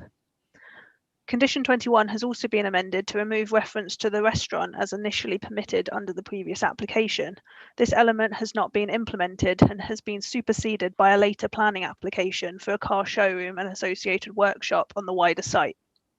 The application did initially seek the removal of condition 22, which would have allowed deliveries to take place at any time during the day and night and on any day of the week. However, following concerns raised by the environmental health team regarding potential amenity impact and subsequent discussions with the applicant, this element has been removed from the application. So going to the location plan, as you can see, the application site is located immediately to the north of the built-up area of Ashington, between London Road and the A24, and comprises an area of land used as a petrol filling station, ancillary shop, and the car showroom and workshop, subject of a planning approval in 2016. The site is predominantly laid to hard standing, with the boundaries defined by hedging and trees. The nearest residential property is located approximately 80 metres from the access point, with a number of residential dwellings located to the south and west of the site beyond the public highway. A number of dwellings have also been recently approved to the northwest of the site, and these are located approximately 50 metres from the site in this area here. So the principle of development was established under the most recent application, reference DC 1420, when the petrol filling station and associated development was approved. The extended opening hours would provide some social and economic benefits to users and the business, and this is therefore considered acceptable in principle. However, this needs to be weighed and balanced against the potential harm arising to neighbouring occupiers and users of land. It is necessary to note that the 24-hour operation of the site was initially considered under the previous planning approval in 2014. At this stage, the environmental health team considered that the operation of the petrol filling station on a 24-hour basis could cause raised some concerns given low noise levels during the night time. It was therefore recommended that a condition restricting the hours of operation was necessary to ensure noise from the site is properly controlled, and that is the condition that we are viewing today. In order to address these previous concerns, as part of this current application, the applicant submitted an environmental noise assessment to establish the actual impact of the now operational service area, as well as current background noise levels. The report outlines that existing noise levels are dominated by road traffic on the London Road and A24, and the survey data showed no significant difference in noise levels between trading and non-trading hours. The Council's Environmental Health Officer has reviewed this report and considers that the extended hours of operation to facilitate the 24-hour opening is acceptable. However, the Environmental Health Officer did raise some reservations regarding the impact of the existing lighting fixtures on nearby residential properties, particularly as these would operate over nighttime hours. The applicant has confirmed there is no need for additional lighting, with only the existing fixtures proposed to be utilised. While the existing lighting fittings are generally considered acceptable, the Environmental Health Officer has recommended a condition requiring the submission of a validation report to confirm the actual impact. Recommended condition 2 has been imposed to address these concerns, with this condition also requiring the submission of appropriate mitigation if it is deemed necessary. On this basis, it is considered that it has been sufficiently demonstrated that the noise and activity resulting from the nighttime operating hours would not result in significant adverse impact on the amenities and sensitivities of nearby residential properties, and the proposal is therefore recommended for approval, subject to the conditions listed within Section 7 of the committee report. Thank you. Thank you very much. We have one objector to speak and the agent. I call on Amanda Maglennon to speak for 2 minutes by video.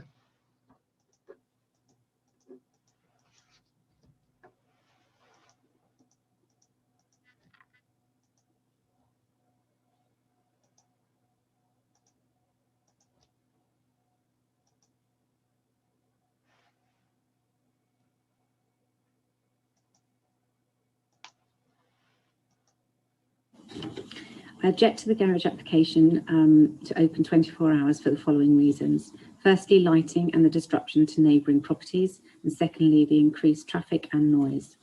The opening time restrictions were put in place initially to avoid disturbance to the neighbouring properties, and there is no requirement needed to extend these, as we have Buck Barn 10 minutes up the road north and Jet 10 minutes south.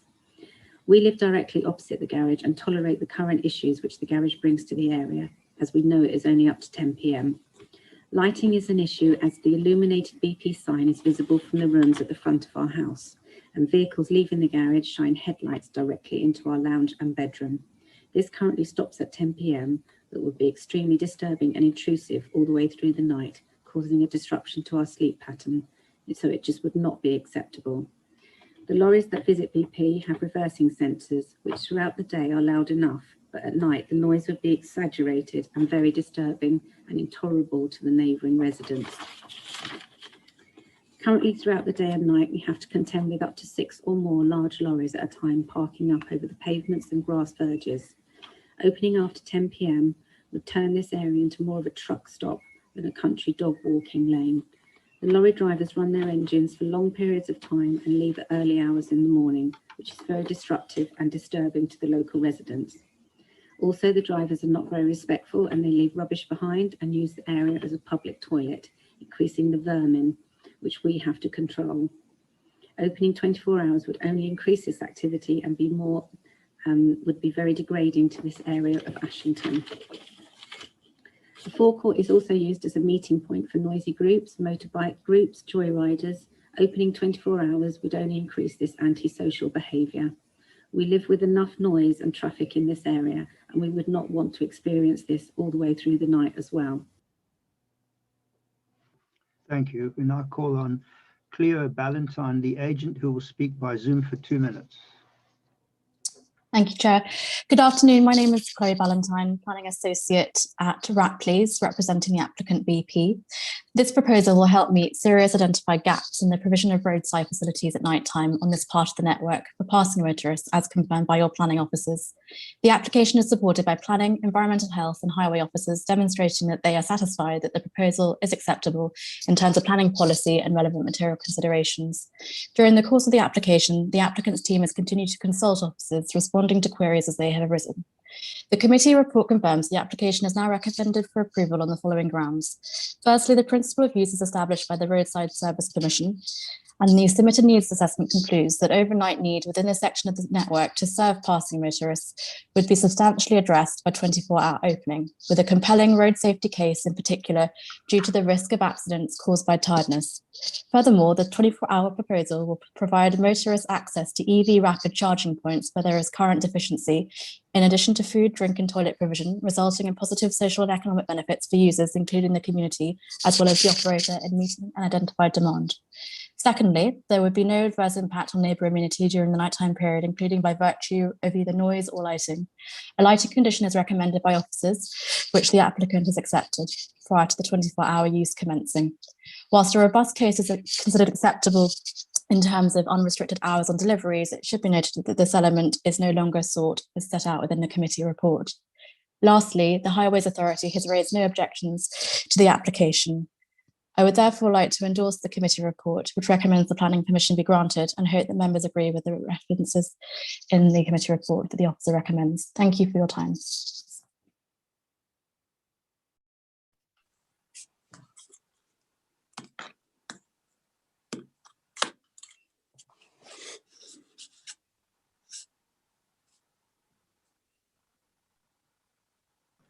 Councillor Blackwell. Thank you, Chairman. A question for the officers. One aspect of this application that concerns me is that, from my own observations, the area around there is being used as a bit of a lorry park for the lorry drivers to park up overnight. So I can see why the objectors are saying, well, you know, when they set off early in the morning, they get things in. Is there anything we can build in to stop that road being used, I think it's the old London Road, to being used as a lorry park? Officers? Councillor Blackwell, it's not something we can manage as part of this planning application if it falls outside of the red edge of it. Obviously, if a separate matter, we can discuss this with County Highways to see whether there's a solution, but it's not something that we can have any control over as an outcome of this application. Thank you. Anything more, Councillor Blackwell? Well, thank you for that. I would like the head of planning to take this up with Highways because it, you know, from what I see, it is frequently used by lorries, and you see them parked there overnight.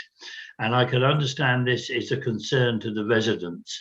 So with that reservation and seeing the comments of the parish council who are a bit ambivalent over all of this, I would most probably vote to accept this proposal. Thank you. Councillor Cabinet Member Circus. Thank you very much, Chairman. I have one very big concern, and that's this. The map that we were given as part of our bundle is inaccurate. It's inaccurate because it does not show housing development that has taken place in recent times. Opposite the garage, there is a new road called Hazelbank, with houses, with a number of houses down that road. It is not shown on this map at all. Councillor Blackwell will remember it because he and I were asked to give our opinion on the suitability of the name Hazelbank for that road, but it is invisible on this map. And that raises a concern about this application and about applications in general, because the maps that are shown with our paperwork on all applications are quite an important part of the documents that we consider. And in a case like this, I know that my colleagues will be looking at this with a view to seeing how many neighbouring properties are affected by noise and light pollution from the BP garage. And they will be misled by a map that does not show all the housing that is there. Neither, of course, does it show, nor could it, the fact that on the opposite side of the A24, but nevertheless, as the crow flies in close proximity to the BP garage, there is likely to be a substantial housing development, well, substantial in Ashington terms, of hundreds of new houses to meet the requirements for minor sites under what we hope is the emerging new HDPF. So what we have here is many more houses than are shown on this map, and the potential for the future for a very great deal more houses than are shown on this map. Now, looking at the report, if you look at 3.2, the Environmental Health Department in paragraphs 3.2 to 3.6 were clearly very unhappy about this relaxation, particularly in relation to noise and particularly in relation to lighting. In the end, they persuaded themselves that maybe those concerns could be adequately addressed by conditions. Well, I don't know how many times I've sat in meetings like this and members have shown, let's just say, a not complete confidence in conditions and their enforcement. And I wonder whether the residents in the houses that are there but are not shown on this map, for example, when they can't sleep at night because of noise and light pollution, whether they will take comfort. How much comfort will they take from there being conditions to address that? And what I don't understand is this. If you look at the garage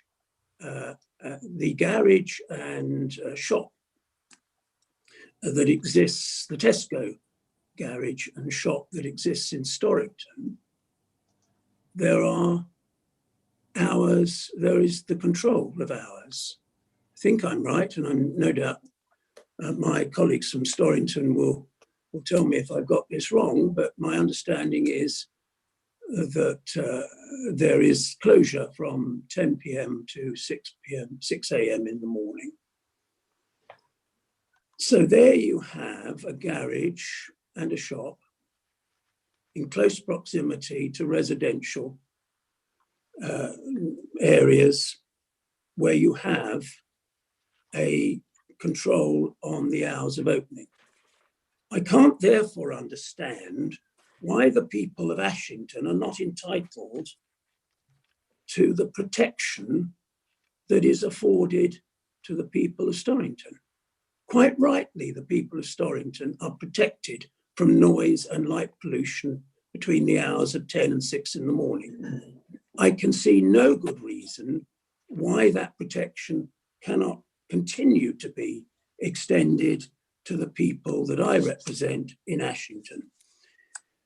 And so, therefore, I would say to the committee, I think there is no good and valid reason to change the hours of opening on this application. And I think this application should be refused. Thank you, Chairman. Do officers wish to comment on that? Yes, thank you, Chair. Just to highlight the impact on all residential properties, including those to the northwest, as outlined in my report, were considered as part of the application. This did go through consultation with our environmental health officer in regard to potential noise impact and lighting impact, and that is the purpose of really imposing condition 2, is to ensure that any potential light impact arising from the development is fully understood and mitigated where necessary, and you know the condition requires that mitigation come forward if it is deemed necessary in order to address potential impact arising in those nighttime hours. Can I just ask, was consideration consideration was given to the properties we can see here. Was consideration given to the needs of the invisible properties? So as I The outlined, ones that should be on the map but are not on the map. as I outlined, the consideration did take into account those 4 new dwellings permitted to the northwest of the site, and that was indicated within the committee presentation itself. So all adjacent properties were considered as part of the assessment. Councillor Croker. Thank you, Chair. A couple of points. Sorry, Firstly, apologies. I'd like to... Councillor Said first. Thank you, Mr. Chairman. Both Mr. Circus and Mr. Blockall had made a couple of very important points to refuse this application. I'm in sympathy with the people around there because I don't think a garage should have been built whensoever it was built some time ago. I don't know how it got planning permission when there's plenty of other spots on the A24 nearby where it could have been built. But anyway, I won't dwell on it too long because the meeting has been going on for a long time. So at the moment, I'm thinking of refusing this application. So I'll see what my other colleagues have to say about it. Thank you, Mr. Chairman. Okay, thank you. Let me bring in Councillor Croker now as I preempted him. Thank you again, Chair. Yes, so 2 points. Firstly, I'd like to support Councillor Blackall and his concerns about the lorries parking out there. We can see that is a real problem, and can potentially could get worse. The second point, though, is I'd just like to come to the noise reports and the addendum that we've had, and just to point out to members that those reports basically looked at noise actually on the site itself. Whereas if you read the reports, the actual greatest noise levels were coming from traffic. And one thing that seems to be missing is an assessment of how much additional traffic there'll be trundling up the access road from the A24 round the roundabout into the service station and out again. And I can see that as being quite a significant pollution source, much as the first objector mentioned in terms of headlights, engine noise, etc., etc. So I'm not happy with this at all. Thank you. Here's a chicken and egg one. Could the officers advise, I mean, which came first, the houses or the garage? It suggests in fact that a lot of the houses are being built after the garage was established there. Were there many houses there when the garage was first built? Thank you, Chair. So my understanding is that the houses to the south of the site and to the southwest are all present before the garage, but there is a new development of 4 dwellings to the northwest, which sits around about a farmstead that that were recently approved in, let me just confirm, 2018. Okay, thank you. Councillor Sanson. Thank you, Chairman. Thank you, Chairman.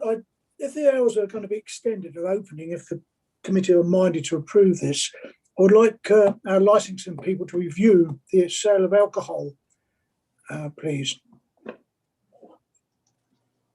Okay. Councillor Noel. Thank you, Chairman. Just a brief one as well. On page 62, 611 addresses the light pollution for residents. And yet we have to be mindful the South Downs National Park, the northern border of that lies only a mile or so to the south. And there is a constant worry about light pollution all the way through the night. And the lights of the BP station, I know because I've been there at night, are pretty bright. I noticed that preoccupation condition on lighting refers to a lighting attenuation scheme, but no detail is given. are the lights going to be dimmed down after 10 o'clock at night, or is the same light pollution going to carry on for 24 hours? As I understand, it will be the same light for 24 hours. Please correct me if I'm wrong. So the condition really refers to a validation report to determine whether or not the existing lighting fixtures are acceptable. So on that assumption, it would be the same over 24 hours. But if it's indicated that there would be some impact arising, then the purpose of the condition is to allow mitigation measures to be secured to ensure that impact is reduced. Okay, thank you. Right, we go on to Cabinet Member Councillor Clark, please. Thank you, Chairman. Officers may not be able to reply to this, but I'll ask the question nevertheless. In terms of opening and closing hours, the way that this is worded, it implies that the filling station is manned and the shop is manned at the time. What would be the impact if, well, the first question is, can the EV charge points operate independently without the site being manned? And the second point is, can the pumps be used automatically without the site being manned? I'm just thinking about noise and traffic. I don't know if officers are able to answer the question or not.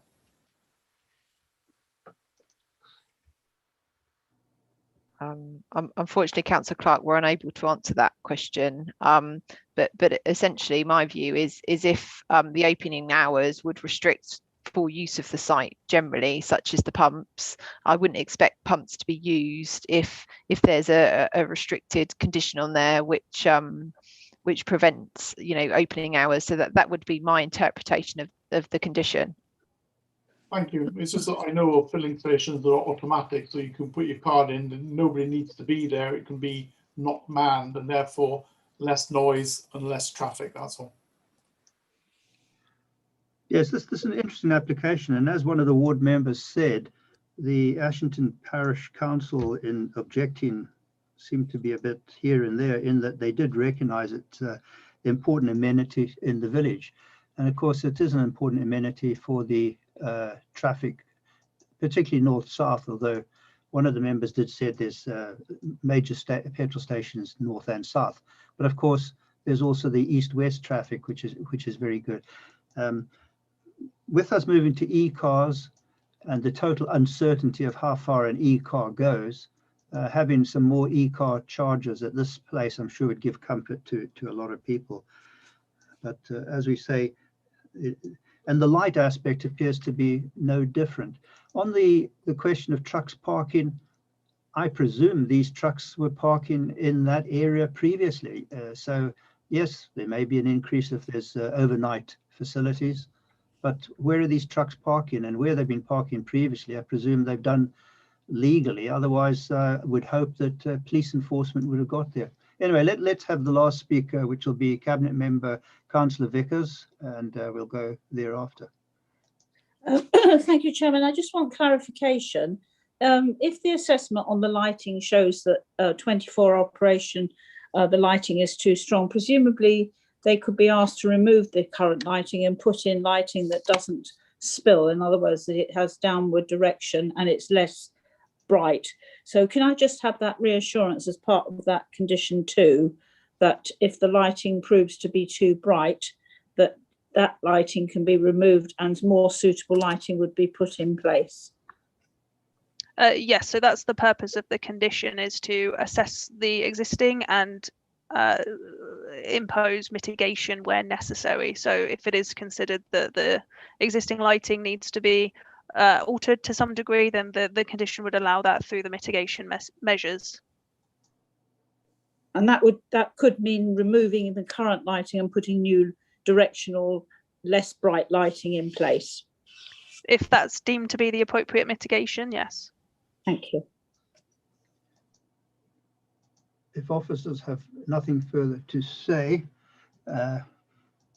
we will go to the vote. Officers have nothing else to say. So right, Democratic Services. Right, so this is to grant planning permission subject to the conditions as set out in the report. Councillor Blackall. For. Councillor Brown. Councillor Brown? Sorry, I was struggling to hit the mute button. For Councillor Councillor Chown sends his apologies. He had to leave the meeting. Councillor Circus. Against. Councillor Clark. Abstain. Councillor Croker. Against. Councillor Daw. For. Councillor Donnelly. For. Councillor Jupp. Against. Councillor Kitchen. Against. Councillor Lambert. For. Councillor Lloyd. For. Councillor Morgan. Against. Councillor Noel. Against. Councillor Platt. Against. Councillor Potts. Against.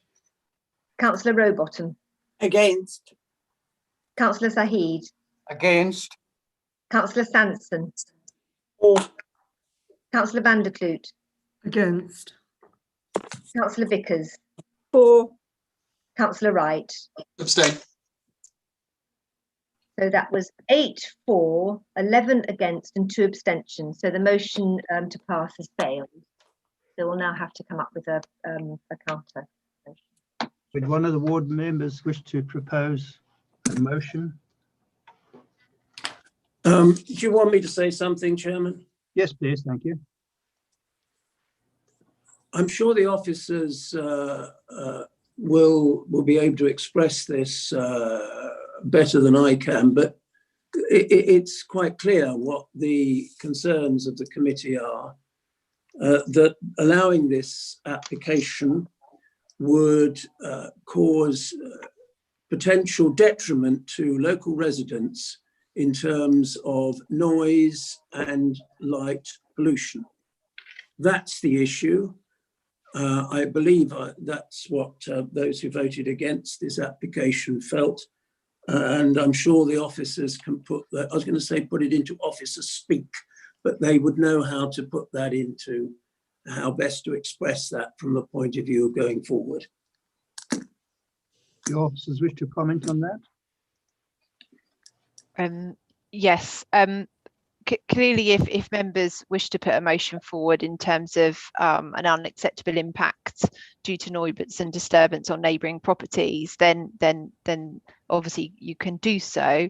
Another option, though, for members to consider is whether you could defer the application. And I think it was Councillor Croker that mentioned the impact of additional traffic and the noise and disturbance that would generate, in addition to potential impacts on the South Down. So I just wanted to express Councillor Circus that there is the option there of perhaps members deferring it for additional information, or alternatively you can put forward the motion as you expressed in terms of unacceptable impact on noise and disturbance. My only concern with that being is there may be some further information that would assist you in the decision making. Thank you. I can't see that it's appropriate, Chairman, to move down that course when the committee have voted clearly against the application. If we'd put up a proposition earlier, well, that may have been appropriate, but we have voted clearly and decisively against this application. And I would submit that the reason members have voted against it is because of the adverse effect of noise and light pollution on neighbouring properties. And so as far as I'm concerned. Agree. Would you like to therefore put your proposal to us? Yes, I wonder whether Emma Parks could just repeat what she said first. That the proposal would result in an unacceptable impact due to the noise and disturbance of the 24-hour operations to neighbouring residential occupiers. Yeah. Well, that seems to me quite a reasonable basis for objecting. Proposal would result in what was the unnecessary impact? Unacceptable. Unacceptable impact on neighbouring properties. What was that in terms of light and noise pollution, was it? If that's your view, Councillor Circus, then yes, That we is can have, my- we can that have, is my- we can have yes. both of those in. Yep. Yeah. That is. Do you have a seconder? I'll do it. Councillor Rowbottom. Yes, I'll. Right, thank you. Would you take the vote, please? Right, okay. So to refuse because of the unacceptable impact due to the light and noise disturbance of a 24-hour operation on neighbouring residential occupiers. Councillor Blackwell. Against. Councillor Brown. For. Councillor Chandler's left. Councillor Circus. For. Councillor Clark. Abstain. Councillor Croker. For. Councillor Daw. Against. Councillor Donnelly. Against. Councillor Jupp. For. Councillor Kitchen. For. Councillor Lambert. Against. Councillor Lloyd. Against. Councillor Morgan. For. Councillor Noel. For. Councillor Platt. For. Councillor Potts. For. Councillor Rowbottom. For.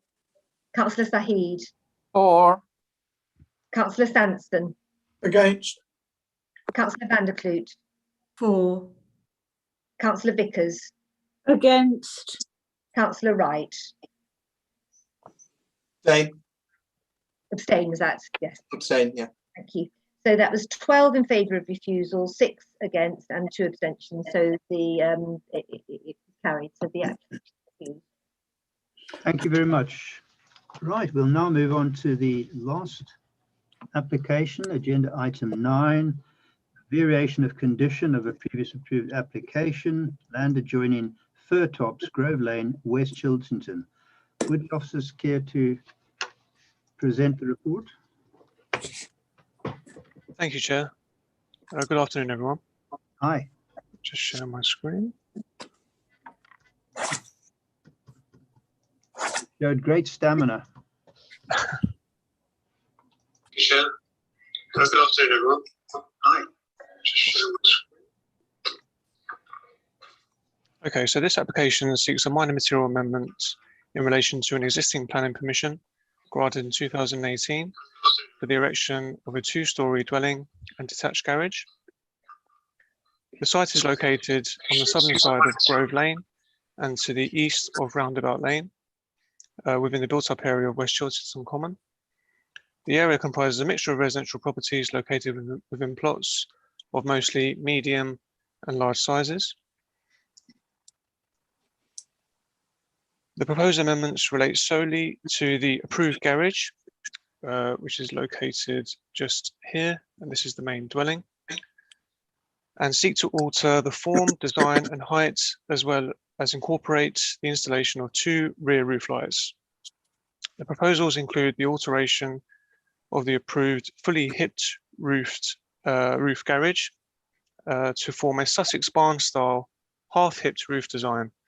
So this is the design currently approved, and this is the design sought. So as mentioned, going for a Sussex half hipped barn style design. As noted above, the proposals include a slight increase in the height of the garage. At this point, I'd like to draw members' attention to paragraph 6.6 of your report, which states that the increase in height of the amended garage would, compared to the approved garage, would be approximately 0.6 meters. Yes. This is actually incorrect. And to clarify, the overall increase sought would actually be approximately 0.3 meters, so 30 centimeters when compared to the previously approved garage. The materials proposed to the garage would remain as approved, with plain tiles to the roof, timber cladding to the external walls. Location and layout of the garage and overall footprint would remain unchanged from that previously approved, as shown on the previous slides with showing the site plan.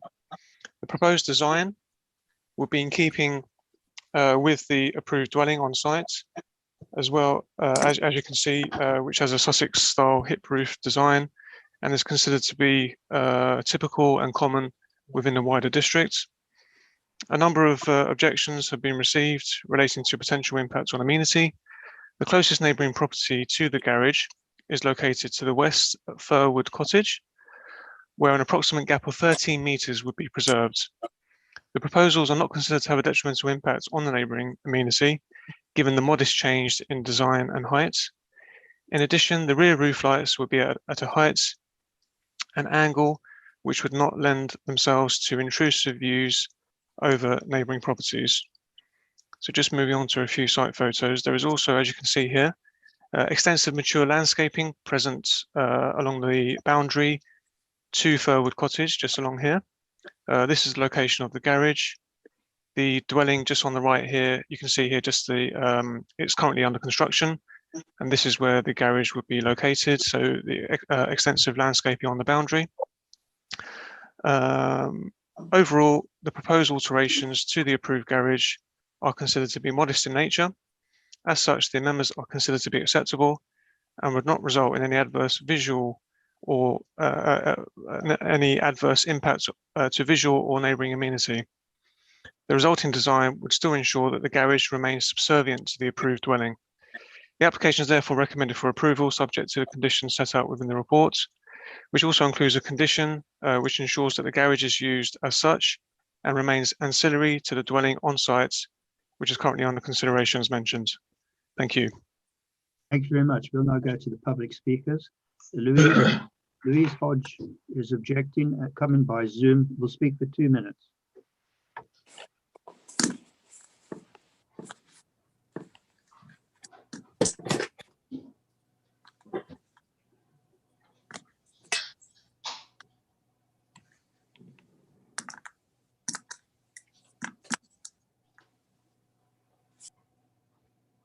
Hello? Yes, we can hear you. You can start your 2 minutes. Oh, now. sorry, I didn't realise you could. I do apologise. I'm Louise Hodge and I live at Firwood Cottage, the adjoining property. We disagree that this would have no effect on us. Obviously, firstly, the pictures you saw of the screening are not in any way scaled. In fact, I did one where I did scale with me standing. I don't know if you can see this, but in fact, the hedging would need to grow above this line here where my finger is for it to actually cover the proposed garage. I'm actually only 5 foot tall. The garage that is already agreed and approved is 17'8". And I don't think anyone should be required to actually have screening of that level, which will only darken our courtyard garden. The new change is more than modest. It actually is changing the single-storey double garage with a pyramid roof into a gabled roof with a second storey. The second storey will be substantial and very high. And already the approved garage is 6.8 metres squared and is actually a 5.4 metres height. We are concerned as to why the applicant would require additional storage or an office, given that it is a 4-bedroom house, very large, and is only actually going to have 2 people resident. At the same time, the applicant is a builder, so we are also concerned that this double storey with the windows, which may be used as storage, which is what the applicant has said, may be used for future building materials with the resulting traffic and unloading. Any screening that you have seen is not, as I say, scaled, and it is also easily removed, and also us having to have it another 7 foot higher, which is what it would need to be, would reduce our light even further. Firwood Cottage's courtyard is very low on the property because it's already 3 feet below the actual plot of land. It also sets an unwanted precedent, which I noticed the HDC report failed to mention. Similar application at 2 bridges. Sorry? A similar 30 seconds. It's also an unwanted precedent in that 2 bridges at Birch Tree Lane was actually refused on the grounds of precedence and not fitting in with the local vernacular. If I could just complete by saying we note the Parish Council's strong objections to the plans and their concerns relating to our loss of light and amenity. We also share in their views that this undermines the hard work that went into the original application, which required the applicant to change to switch the garage so that it was actually a single storey against us and not the actual full 2-storey house. So the house and garage were actually switched on amendment, on the initial amendment. Thank you. Thank you very much.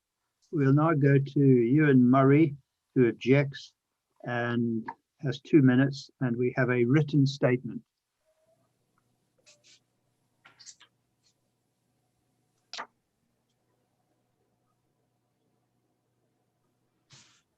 Yes, I'll read this out. This house was appealed against from the outset. We lost that to a majority of 6 to 5, so there was doubt from Horsham District Council. We accepted the decision, and that should be the end of it. Since then, there have been 5 further applications. The bedroom windows now look straight into our bedrooms, offering little privacy.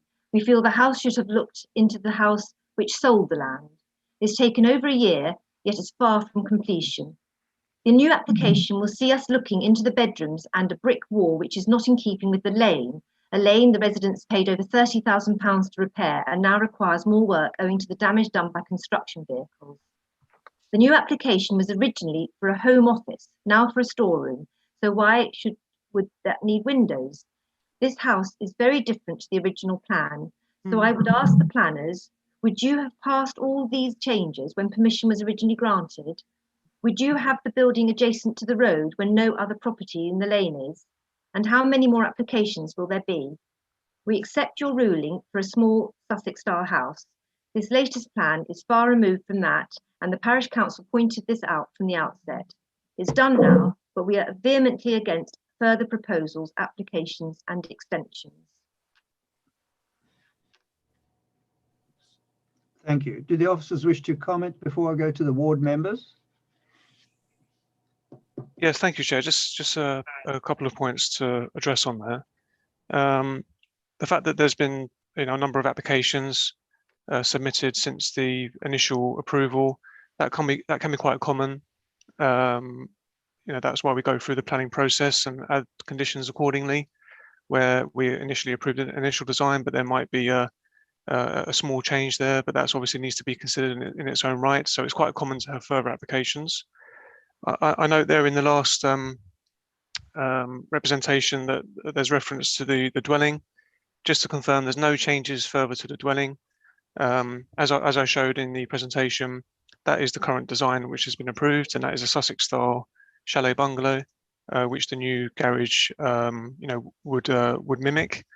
In terms of design, again, it's considered to be a common design. Doesn't raise any objections. And I think if that was to have come forward in the first instance, or as part of a previous change to the, for example, with the change to the dwelling previously, it's not considered that would have raised too many concerns at that point. So yes, thank you. Thank you very much. We'll now go to the ward members. Councillor Saeed.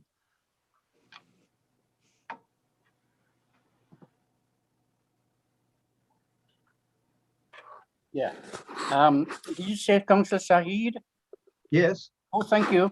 I'm not happy with this application at all, especially since they had about 5 applications over the past couple of years or so. I really don't understand what these people are getting at. I'm totally against these sort of buildings, quite frankly, because all they're doing is they're trying to get more and more people upset about what they want to build. And so I will not vote in favor of this application. Thank you. Thank you. Councillor Cabinet Member Circus. Thank you, Chairman. It may be the case that you get a subsequent application after a main application, but I would think 5 subsequent applications would be fairly unusual. And I think, therefore, what you're looking at here is a cumulative effect. This is little by little, sometimes called salami tactics. You put in a series of applications, taking a little more each time in the hope that the committee or the officers or both will say, well, you know, it's a relatively small addition. But what you've actually got is development by stealth. And there's a cumulative effect here, and that cumulative effect, in my view, is leading not to overall to a minor material amendment, but to an overdevelopment of the site, and is therefore creating a detrimental, well, it's detrimental to neighbours, to neighbouring properties, and it also sets an undesirable precedent.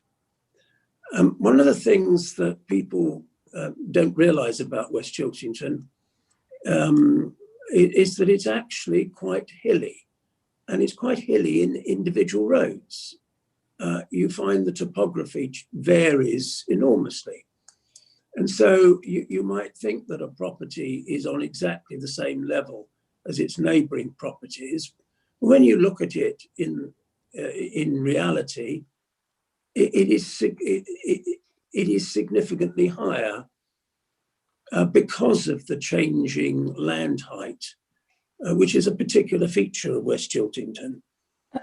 And that is something that you have to bear in mind. And that is a factor too. We've had this with a number of properties in Grove Lane and indeed other roads in West Chiltington. And that can exacerbate the overlooking issue, the detriment to neighbouring properties, and add to the sense that a property is being overdeveloped. So my view is that we should call a halt to this development by stealth, and we should take the view that they've had permission to build this property. They've had a number of amendments, and I remember with another property in West Chiltington where we had this sort of development by stealth. I asked the officers whether they could put an informative on the file to say that the development of this site, this particular site that I'm talking about, had reached its full potential. And I suggested that at the committee meeting. And as a result of that committee meeting, the officers did in fact put an informative on the file. I think with five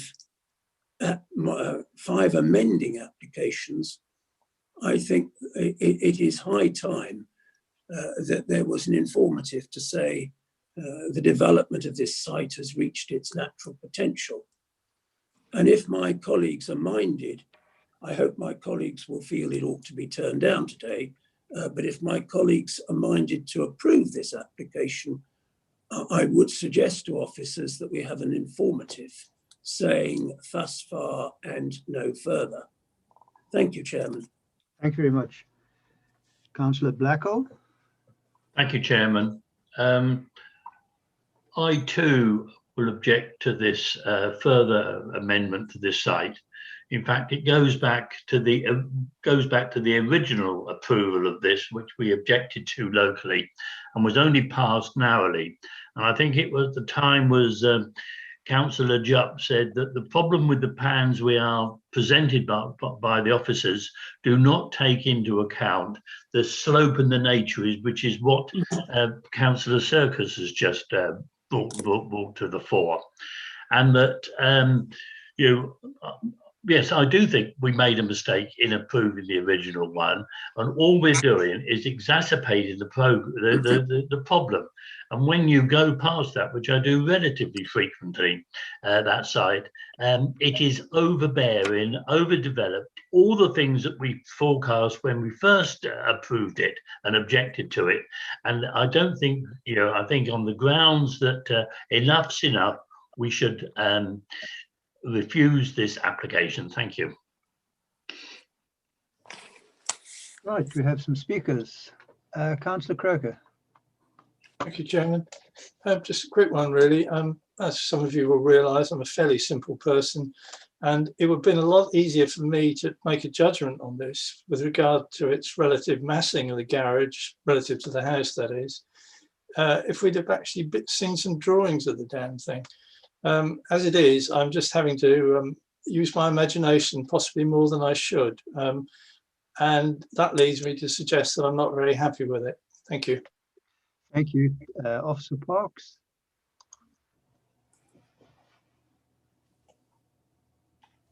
Thank you, Chairman. I just wanted to comment on some of the comments about the number of amendments being put forward.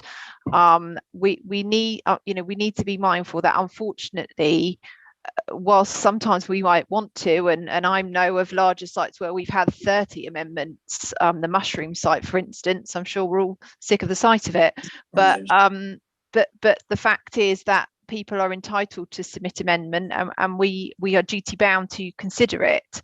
That doesn't always mean that we have to consider it acceptable, but we do need to consider it, and we can't unfortunately put an informative on that says enough is enough, as despite the fact with some sites we may wish to, because people are entitled to submit an application, and as I said, we are duty bound to consider it. We have to be mindful in this instance of what the exact proposals are. So the exact proposal to increase the ridge height by 30 centimetres, barn hip the roof, is that sufficient to warrant a refusal of this application? Does that result in an unacceptable impact on the character and appearance of the area which we defend at appeal? And in my professional opinion, we simply can't. In my view, we wouldn't be successful at appeal. The amendments are minor, and whilst I appreciate some of the frustrations in terms of the number of amendments, it's not unusual to have a number of amendments come forward. It doesn't always happen, but it's not unusual, and we do really need to be mindful of the scale of the amendments put forward. Thank you. Thanks for that information. Yes, I will remember the famous mushroom saga. Right, last speaker is the Cabinet Member, Councillor Vickers, please. I'd just like to thank Emma Parks for that clarification. 30 centimetres higher is really very, very small, and hip roof, I cannot see any reason to refuse this. I understand the frustrations that local members have, but on the basis of it being such a small change to the original, I should be supporting the recommendation. Thank you, Chairman. Thank you. Can we now go to a vote? Right. So this is to grant planning permission as set out in the report. Councillor Blackall. Against. Councillor Brown. Against. Councillor Circus. Against. Councillor Clark. Against. Councillor Croker. Against. Councillor Dorr. I lost the audio, I'm afraid, so I abstain. Thank you. Councillor Donnelly. For. Councillor Jupp. Against. Councillor Kitchen. For. Councillor Lloyd. Councillor Lloyd.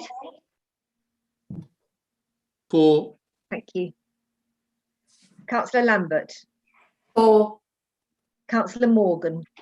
For. Councillor Noel. Against. Councillor Platt. Against. Councillor Potts. For. Councillor Rowbottom. For. Councillor Saheed. Against. Councillor Sampson. For. Councillor van der Kloot. For. Councillor Vickers. For. Councillor Wright. For.